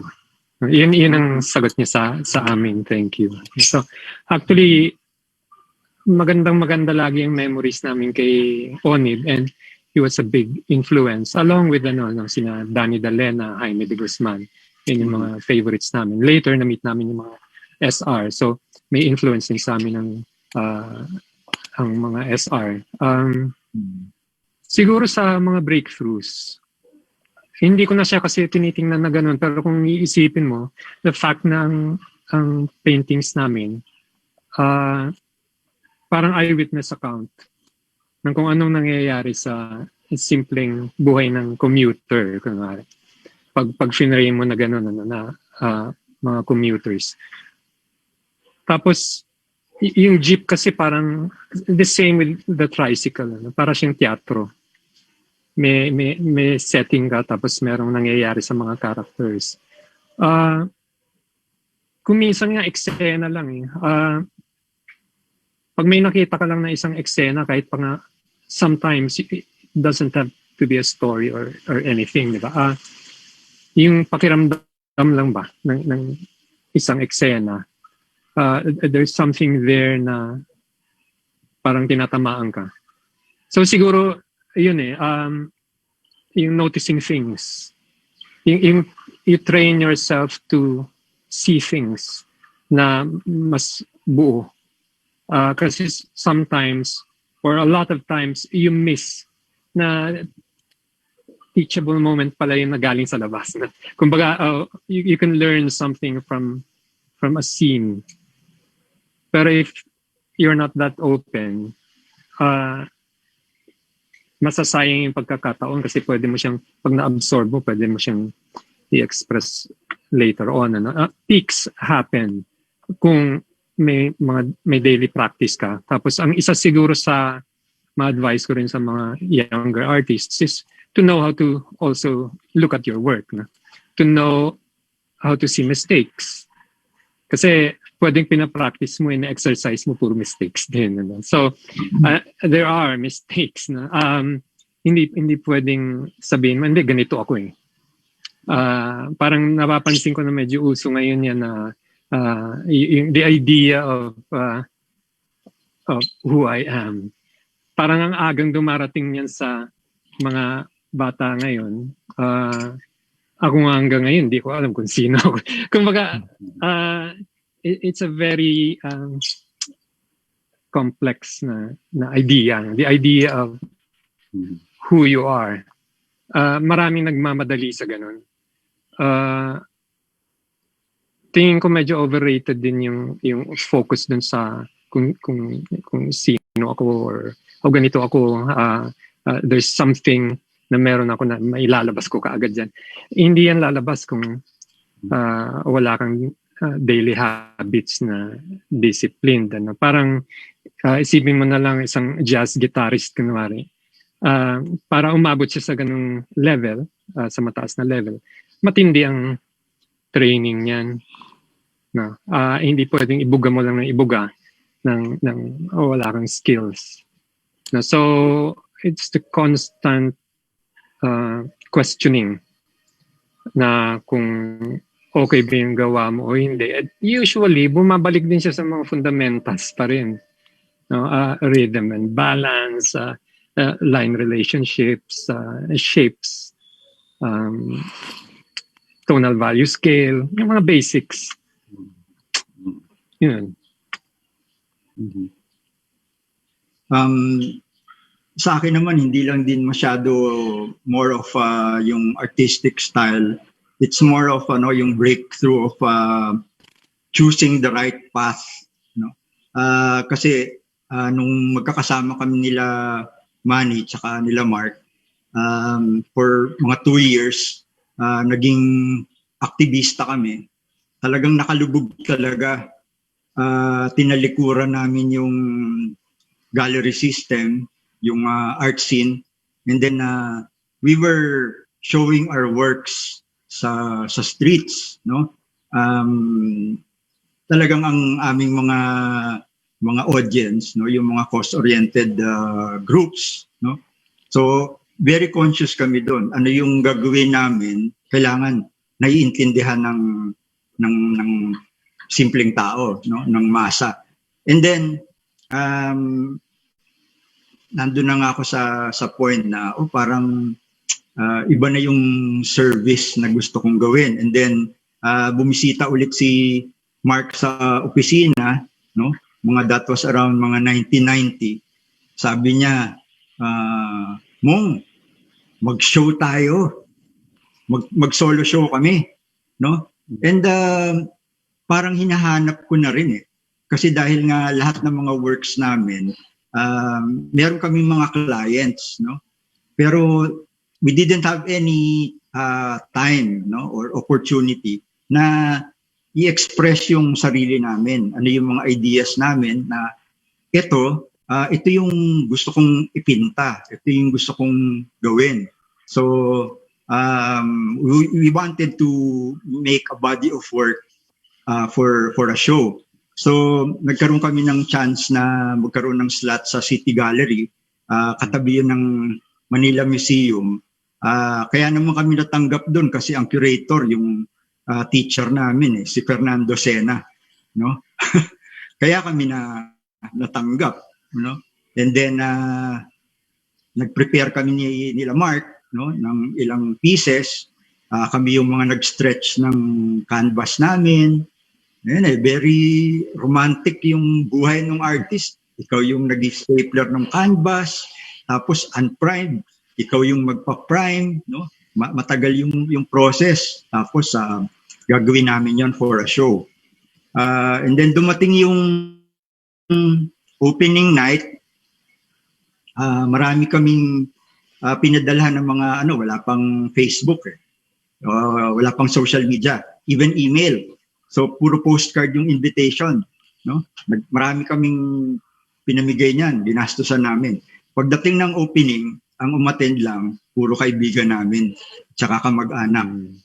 Tapos dun sa show na yon, yung nag-run for 2 weeks, nabilhan kami ni Mark ng tag-isang painting. Pero ang sarap ng feeling kasi finally merong naka-appreciate ng work mo, no? So I think that was a point na parang na-realize ko na masarap pa rin pala talaga na magkaroon ng freedom of expression, no? I-paint mo talaga kung ano yung gusto mong gawin. And yun, naisip ko, parang ituloy-tuloy lang. Yes, sir. In the course of the conversations, we can see the very important influence of peers, of the artist group, of the other artists and mentors that you surrounded yourselves with that shape your artistic careers. So in the topic of structures of support and agencies within our local art world, allow us to ask our special questions for each and every one of you. So first, you have a special question for Sir Manny. Sir, our young artists would like to know, how do you prepare for a solo show, and how can artists apply for residencies or mentorship? Better yet, what can young artists get from this kind of involvement? Sige, maraming tanong yan ah. Anyway, how do I prepare for a solo show? Yes, sir. I don't.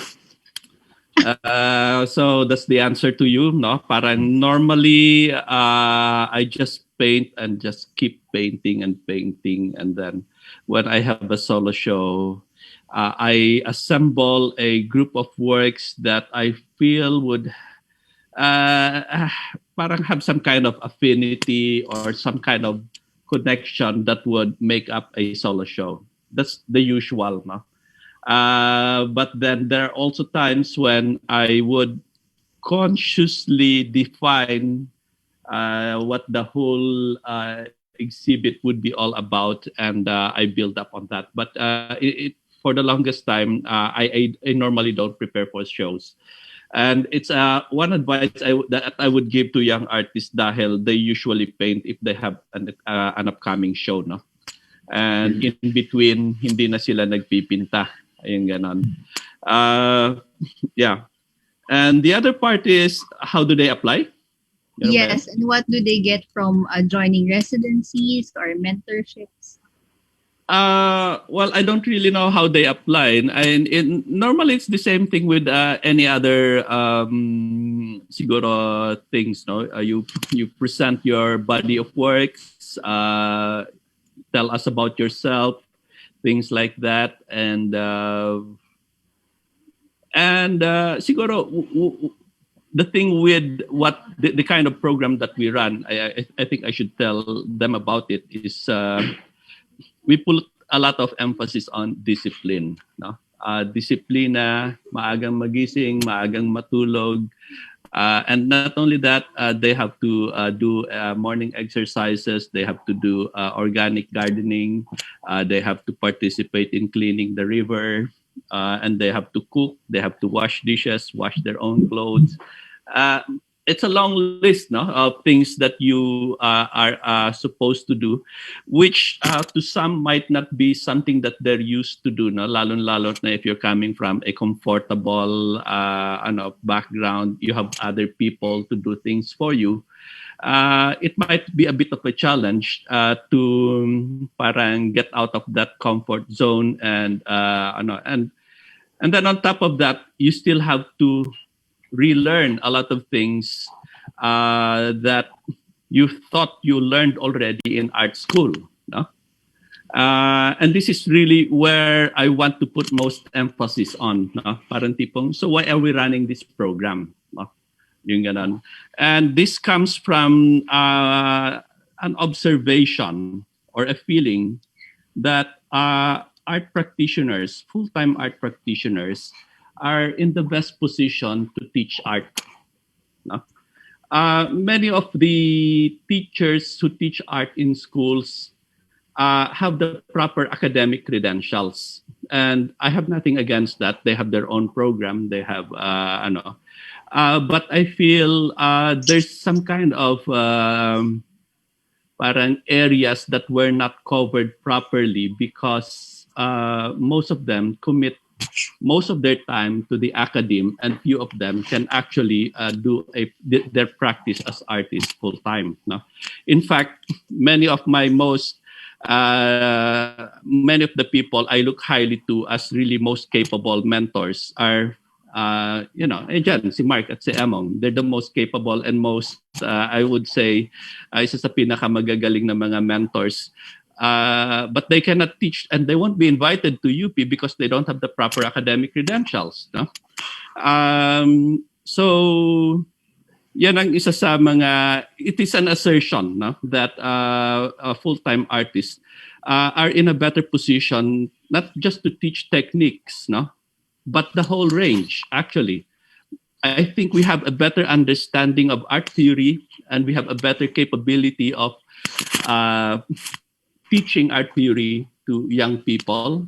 And I think we have a better understanding of art history in ways that are more in-depth and more analytical. No? And these are very crucial, foundational things you need to have as an artist. Kasi normally these things are taught in a very academic way in schools. But the academic part of learning in schools is just one side of learning what it is. And I think the more relevant and the more practical part of learning is how to experience it. No? Yung ganon. And it's something we have a lot of as practicing artists.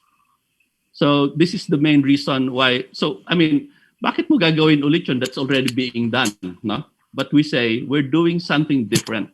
That's why we're running this program, and we want young people to be part of this. Of course, we operate on a very limited capacity, so we can only take a few.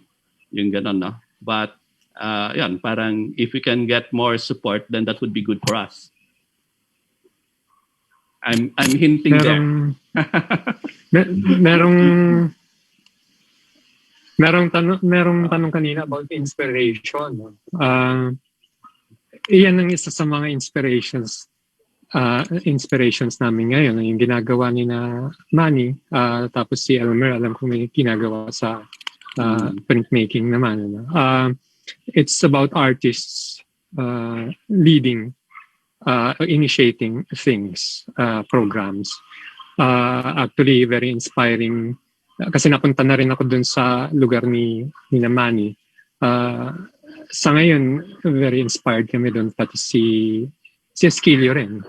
Meron din ginagawang may programs din siya, may space din siya. So, it's also about having space. Nakita ko na rin to na nangyari sa Yogyakarta. Actually, nagulat ako sa mga Indonesians kasi very empowered yung mga artists sa kanila. No? Marami sa kanila may mga sariling spaces, may mga sariling programs. And that's another perspective dun sa art. At hindi lang yung natuturo sa mga universities, hindi lang natuturo sa fine arts o kaya sa arts management or art studies. Iba ring perspective to. And I think dadami yung mga ganun din. There will come a time siguro na talagang part na rin siya ng eksena na may mga lugar na kung saan dadaanan na rin yun ng maraming mga younger artists. Those initiatives, those efforts, wala masyado noon.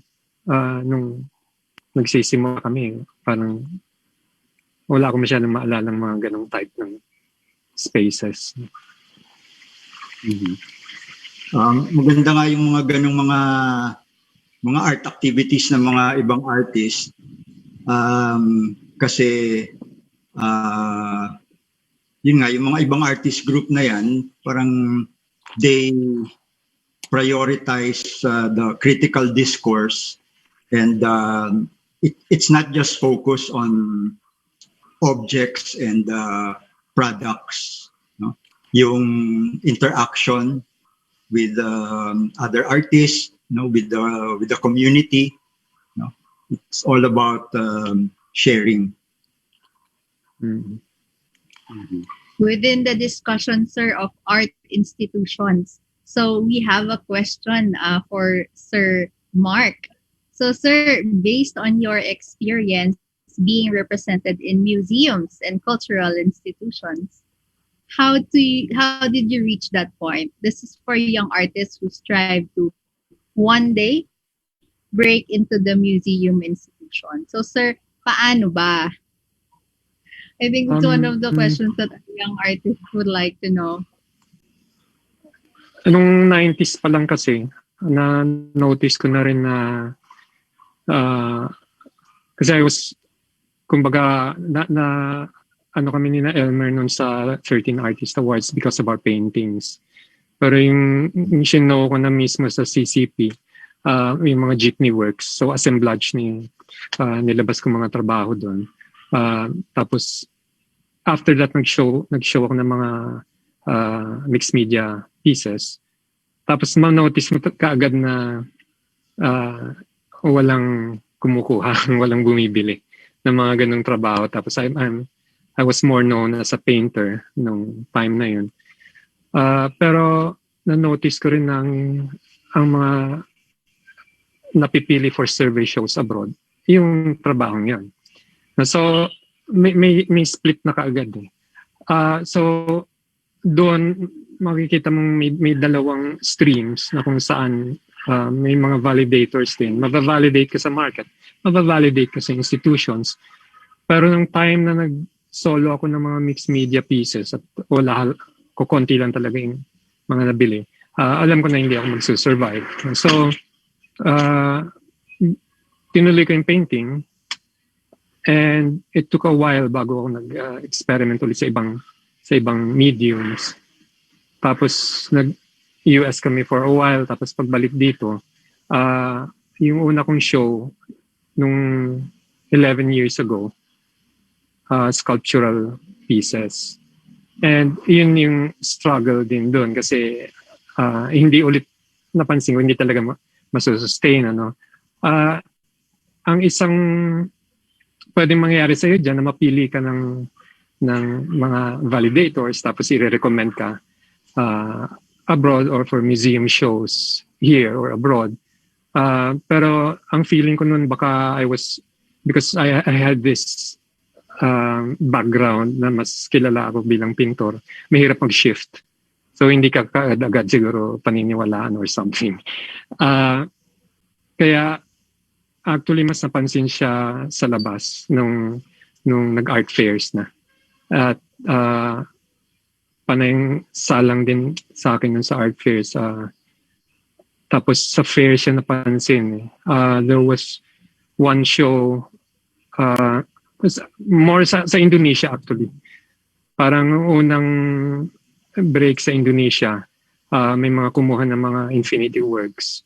Tapos sa Jakarta yun. Tapos na-invite din ako sa Yogyakarta at napasali ako sa Art Jog. And 3 years in a row na nag-Art Jog. Ang Art Jog kasi is an artist-initiated art festival. Para siyang art fair na para rin siyang biennale, yung model niya. Pero every year nangyayari. Maraming mga from museums abroad ang pumupunta rin doon tapos napansin doon yung trabaho. Pero nung nag-start ako 2010, 2017 na ako nagkaroon talaga ng parang invitation talaga na sa mga museums. So it took 7 years bago siya napansin. May mga efforts din na with Canvas kay Jigo na nag-show kami ng isang infinity work sa Sunken Garden. So yung mga you have to be ready to parang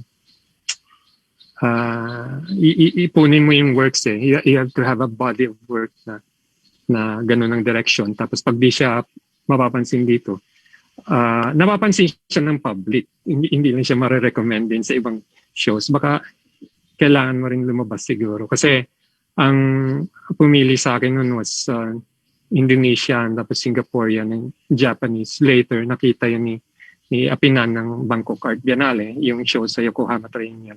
Tapos in-invite siya sa Bangkok Art Biennale. And later na yung Venice nung dito. Pero nung time na yun, may track record na ako. Yes, sir. Based from your experience, it's also exploring channels of not just validation and exposure, but of the network of institutions present and network of artist peers that leads you to that kind of exposure. So para kasi siyang dalawang careers, magkaiba siyang career. No. And of course yung mindset mo rin medyo may iba kasi maraming mga technical side, maraming ibang conceptual frameworks din na iisipin mo. So parang may shift siya. Although nakikita ko naman yung relationship between painting and that, I still look at it as a painting. Yung pag-judge ko ng work na yun parang pintor pa rin. No, iba na lang yung medium. In exploring other channels naman, sir, in the landscape of the local art world, let us ask Sir Emong. Sir, how do you balance the art market's demand for your work and your own artistic vision as an artist? So, how do you navigate your engagement in the market? And you may tell us more about your latest printmaking practice, seen as part of the background of your video right now. So, please do share with us. Yun lang, ako every time I do an artwork, conscious lang ako lagi dun sa quality ng works. No? Ang importante lang lagi, happy ako dun sa work ko. Hindi ako napilitan, no? Hindi ko siya minadali. At saka, hindi siya yung work na parang mapapansin ng mga ibang mga tao na parang tinamad ka diyan, no? So laging yun ang inaanhan ko, binabantayan ko dun sa mga works ko. And hindi na rin ako nagpapadala sa supply and demand ng art market, no?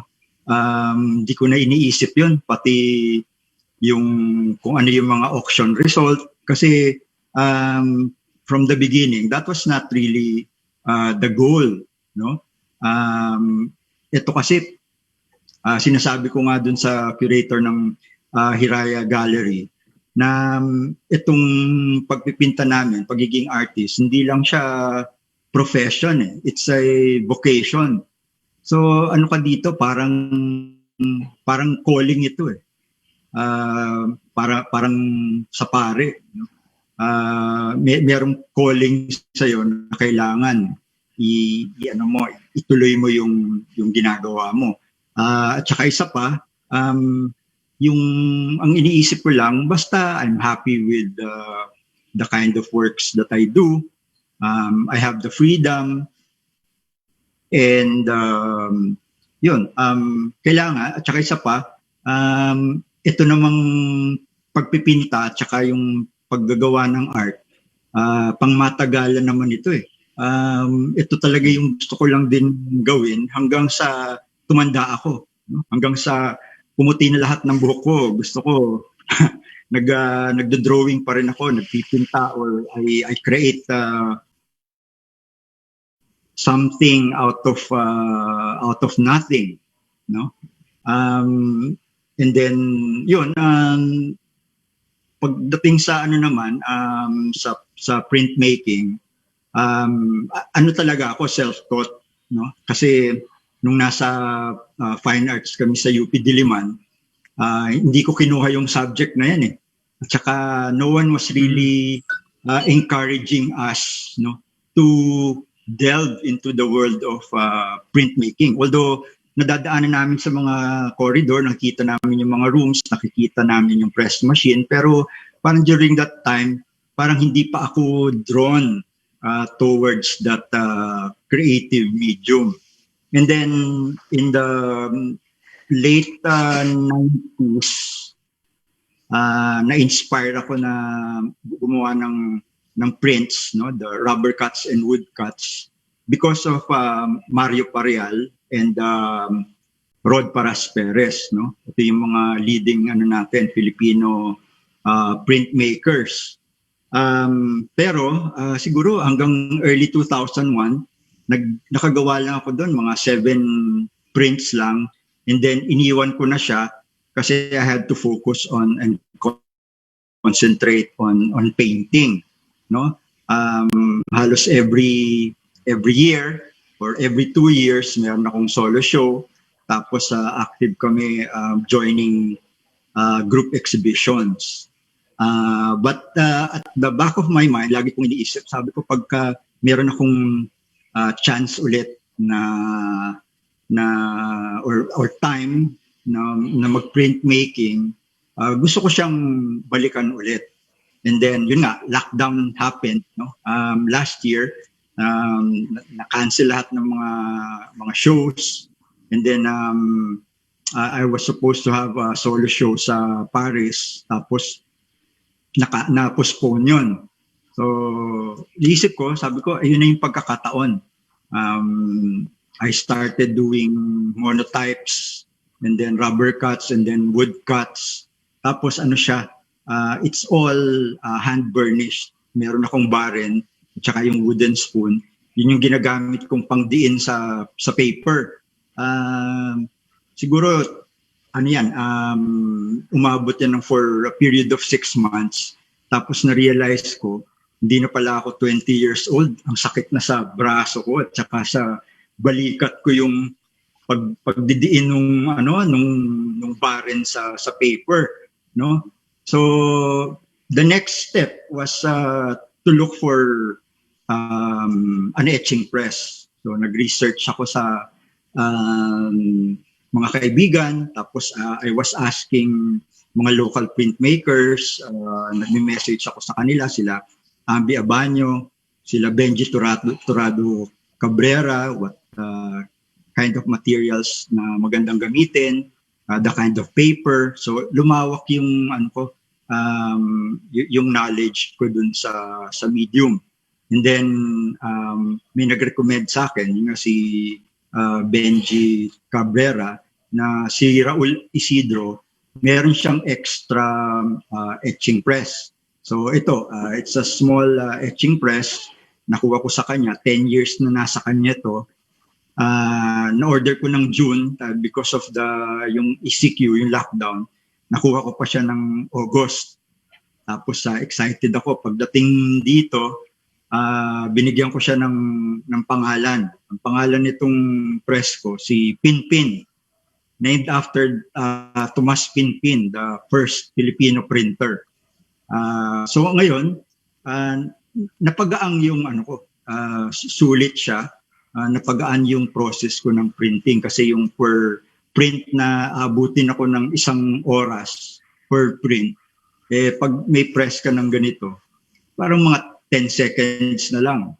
Andyan na yung marireveal na yung result ng mga prints. Kaya masaya, happy ako dito sa process kasi it's challenging, iba din sa drawing at saka sa painting. Iba siyang discipline kasi I do all the 3 steps from designing, carving, and printing. Tapos ito nga, isang dream project namin dito is to build a community print studio, and we're calling it the Pasilio Press Print Studio. It will be an educationally oriented facility.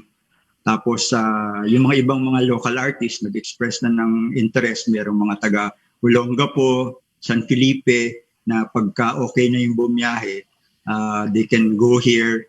Tapos learn about printmaking, tapos yung iba doon hone their skills. Merong mga taga Manila na gustong bumisita, tsaka yung mga ibang artists from the region. So ngayon, yung building under construction pa rin.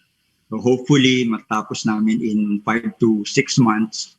Tapos darating na rin dyan yung i-order namin na a big monotype etching press na manggagaling sa US. Tapos malaki na yung bed plate noon, 4 feet by 5 feet. So whoever is interested nga to use that press, pwede nang gumawa ng mga big prints. No? So that's the dream. No? That's the ambition. Kaya na rin ako, committed na rin ako sa printmaking. It's an exciting and creative medium.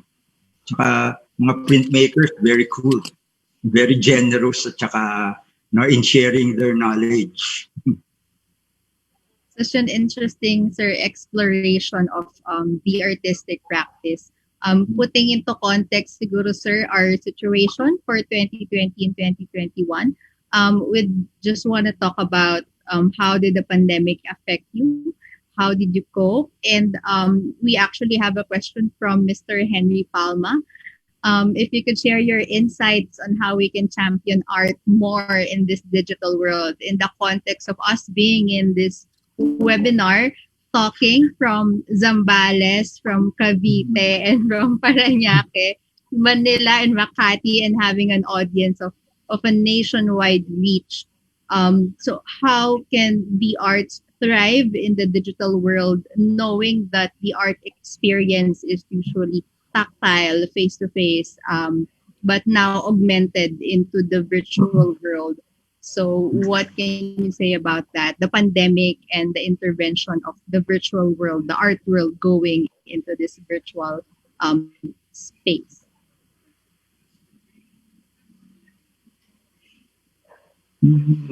Oo na. Somehow nung sa technology, dahil nga hindi makapunta yung mga audience, no, maka-attend ng mga openings,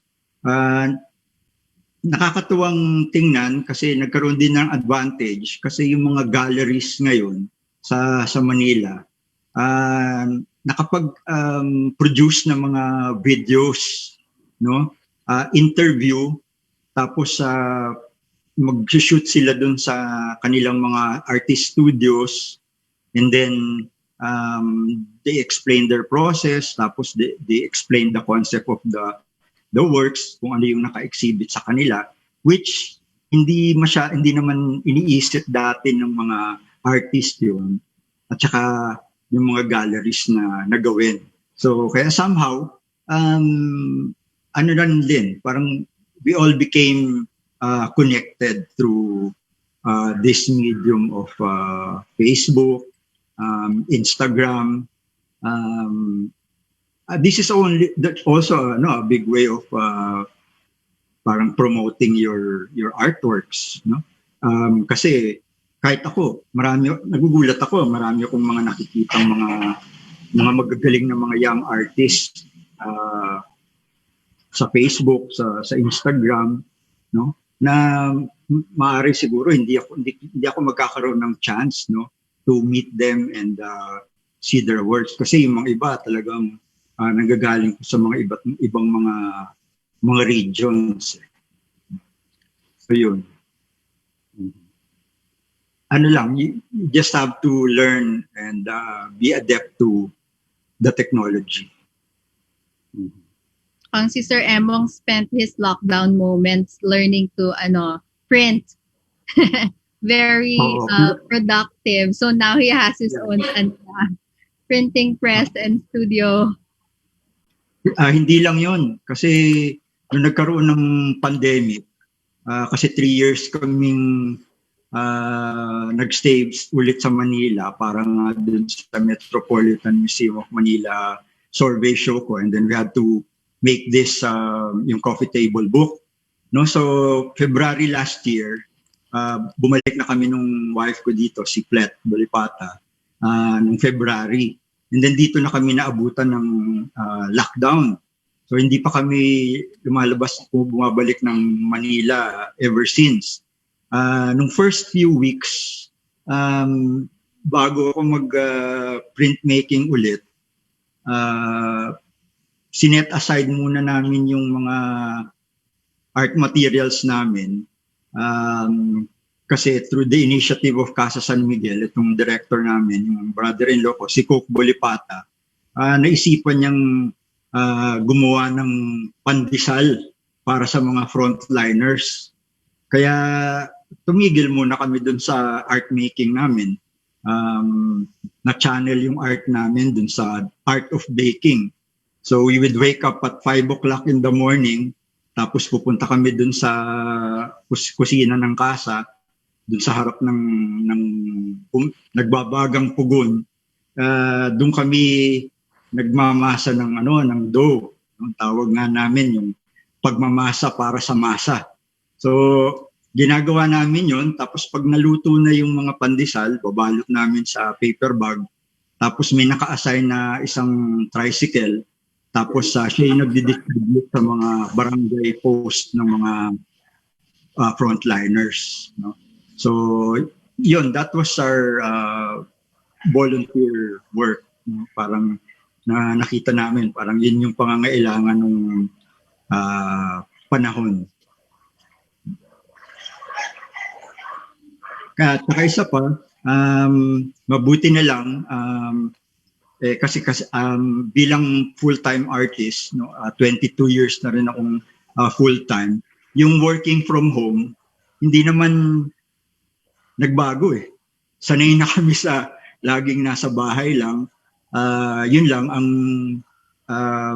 difficulties nun, hindi ka makalabas for errands, tapos hindi ka makapasyal, hindi ka makapunta sa mga shows, no? Tapos itong ano nga rin, buti na lang nagbaon kami ng maraming art materials. So naka-stock kami ng mga gamit dahil during that time yung mga ibang mga art supply stores hindi na sila maka-deliver dahil nga yung mga courier tumigil. Pero mabuti na lang, meron kaming na-stock dito. Nakaano pa rin kami. Nakagawa pa rin. Even during the lockdown.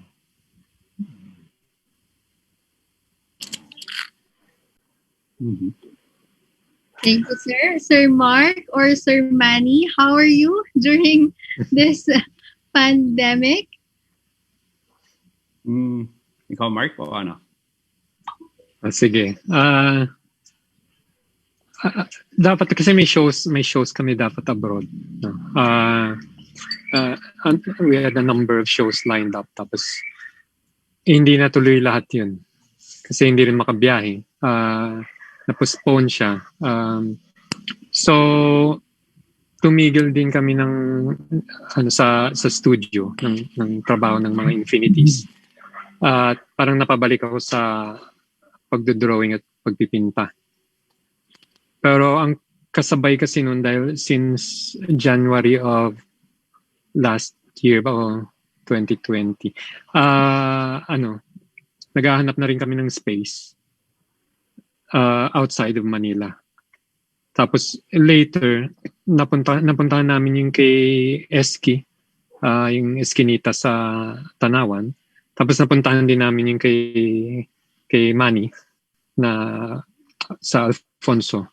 So, na-inspire kami ron na nag-iba rin yung plans namin. Kasi nung una, maliit na iniisip namin. Iba pala pag may farm. Iba rin talaga kapag may kasama kang nature. So, sa ngayon, nag-aanap din kami ng lugar na kung saan pwede rin i-apply yung mga nagagawa rin nila Manny at nila Eski. At I'm sure sina Emong ginagawa rin yun ng matagal na. Kasi tingin ko parang siguro yun ng isang nabigay din itong panahon na to. Yung idea na center kasi yung Manila, although alam na natin yan noon, di ba? Pero yung efforts to decentralize, siguro, kailangan kasi magkaroon din ng mga ibang lugar na kung saan magko-culminate yung art activities. Kung wala mang ganun, better to create the space, di ba? Kasi andyan naman yung impulse din ng mga tao na gumawa. Kaya lang kung wala kang lugar, saan nila gagawin. So, gusto namin gumawa rin ng ganong space somewhere outside of Manila, pero malapit-lapit lang. Yun siguro yung isang nabigay sa amin ng panahon na to. No? Yung pagtatanong din ng kung ano pang function ng art, isa rin yun. Maliban sa nakakatulong siya for self-expression and all that, we've always carried a certain kind of message or certain messages na parang may critique sa kung anong nangyayari sa lipunan. Sa ngayon, how can you be part of the solution outside of the aside from just criticizing, diba? How can you be part of the solution? So siguro isa to, may mga efforts for that. Hopefully magawa siya soon. Ganun. It's quite a feat, no, na magkaroon ng ganun yung mga artists din, tapos to continue being a kumbaga a good citizen, no, na responsible sa dagdag doon sa pag-ambag sa development ng art scene. Tingin ko kasi doon ang evolution ng art scene ngayon. Andyan na syempre yung mga usual platforms. Kung iisipin mo ang gallery model, let's say it's about 100 years or 150 years old. Before that, wala namang mga galleries. Ang museums, I don't know how long yung mga museums, pero matagal na rin ang mga museums. Ang fairs, bago lang din ang art fairs. Ang auction, andyan na rin ang auction, andyan na rin. Ano pa ba ang mga biennale, mga survey shows, museum shows. Yung mga artist-run spaces, I think, madadagdagan dito sa Pilipinas. Yeah. Siguro to add to that, no? Well, siguro, just a little bit, no, yung tungkol sa pandemic. It was no disrespect to those who suffered and are still suffering as a result of the pandemic, but on our part, it was very auspicious because it helped define our programs and focus, yung ganon. And then we also were able to carry out our own version of helping those who needed help during the pandemic. So we were able to raise some funds, dole out to mga those who were victimized. And then on the part about sa digital tawag dito, role of the digital technology sa art, I think it goes both ways, no? On one hand, nakaka-facilitate siya ng pag-popularize ng mga events ng artworks. On the other hand, it serves to fast track the process of many artists nowadays, no? Isa sa mga proseso ng mga ibang artists, they see a beautiful picture online, download it, tweak it a little bit, ilagay sa projector, i-trace sa canvas, and it's a painting, no? In other words, parang napapabilis yung proseso ng mga ilan artists, but at the same time, it also serves to mediate a process, like I say, mediate, no? Parang nagkakaroon ng mga pamamagitan mula sa artist at ng kanyang likha, no? In other words, how much of the artist is in the artwork because part of the process has been mediated by technology. So that raises a lot of question in terms of how intimately connected is the artist to the artwork, yung ganon. And patuloy nga doon sa punto ni Mark din, no? Sa kasaysayan ng sining, maraming panahon na yung artist were doing the bidding of the patrons, the sponsors, or whoever it is in power. So if you look to the past, yung mga big names were doing works commissioned by popes, kings, and rich merchants. And then finally, you have a point where artists were more autonomous. No? They were doing art regardless of support or market. Yung ganon. And at some point, a major turning point would be siguro yung artwork ni Marcel Duchamp na nilagay niya yung urinal sa museum at sinabi niyang art yon, no? So it's like saying, it's the assertion of the artist that turns their, whatever it is that they would present as art, no? So, but you have to back it up. Dapat alam na alam mo kung bakit mo sinasabing art yon.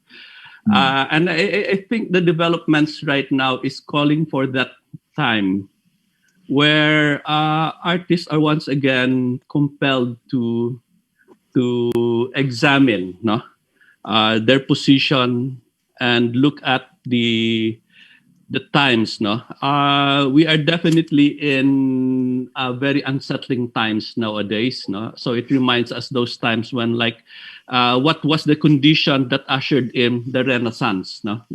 You actually have the pandemic, the bubonic plague that came before that. There was a lot of chaos, no. So parang I think we are facing a time that's that needs a certain kind of restoration of not just order, but a sense of meaning in our existence. And in that regard, I think I would say art plays a major role, no, in helping define what's the meaning of our existence at this point. Yes, sir. Very important that during this time of changes, we become more self-aware. For MID, we try to utilize the mediating powers of technology, not just to be responsive to our audience, but to also listen. So we wanted to explore platforms such as this to converse not just with our awardees, but to link them to the population of the young artists who may not have that opportunity to reach out and to ask these questions. In relation to that, sir, before we close the Kwentuhan online, our last question is from Alisa Malolot regarding your message to young artists. So we would like to watch this video. My question po would be, what is for you the most important advice you can tell or give to young aspirants who wanted to be successful in the field of arts, and why is that for you the most important?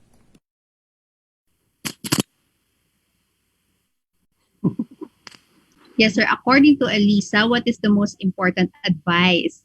Pa-advice naman daw, sir, that you can tell or give to our young aspirants who want to be successful in the field of arts, and why is it for you the most important thing that they have to learn or take away from this conversation?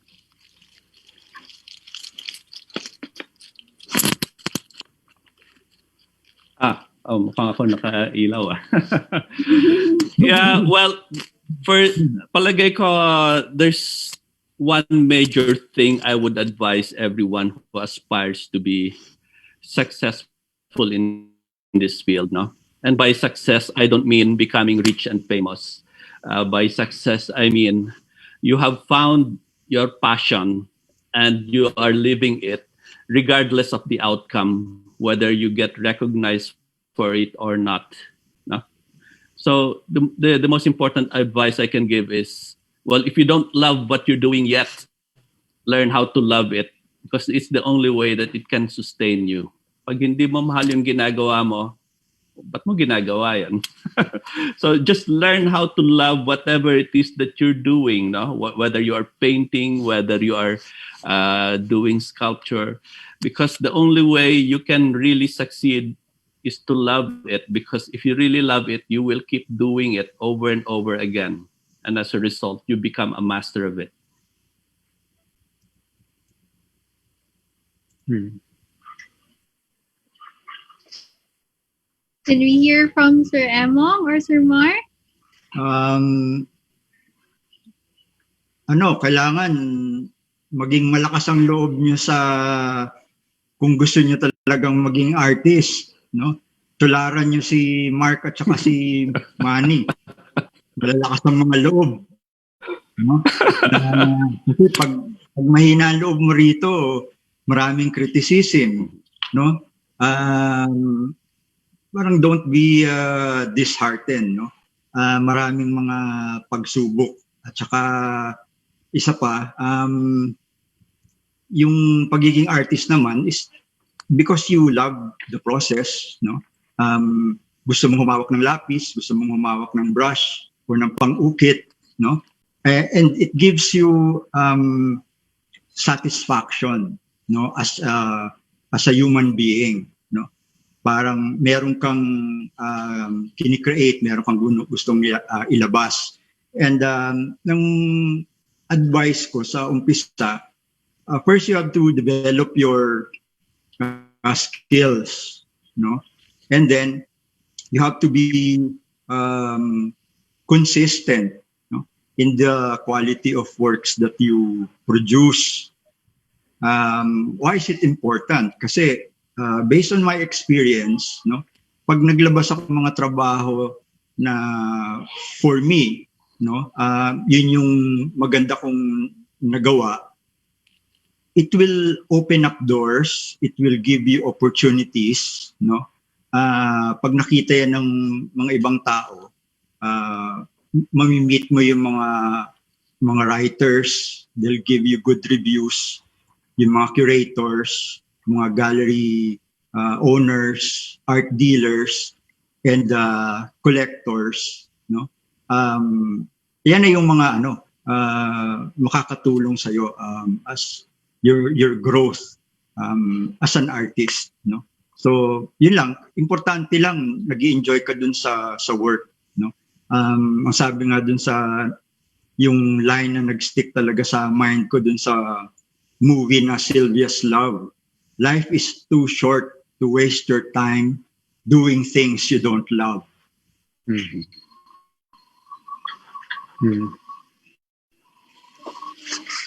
Kailangan Sa akin, lang. tingin ko malaking swerte ko na na-meet ko yung mga kaibigan ko. Kagaya ni Emo at ni Manny. No, kasi they have they're very inspiring ever since nung 80s pa lang. Tapos siguro isang advice na mag-share kayo sa ibang mga fellow artists din na mga peers. Kung alam nyo lang yung natutunan namin sa isa't isa nung time na nag-mural kami, nung time na hindi namin ma-solve yung certain problems.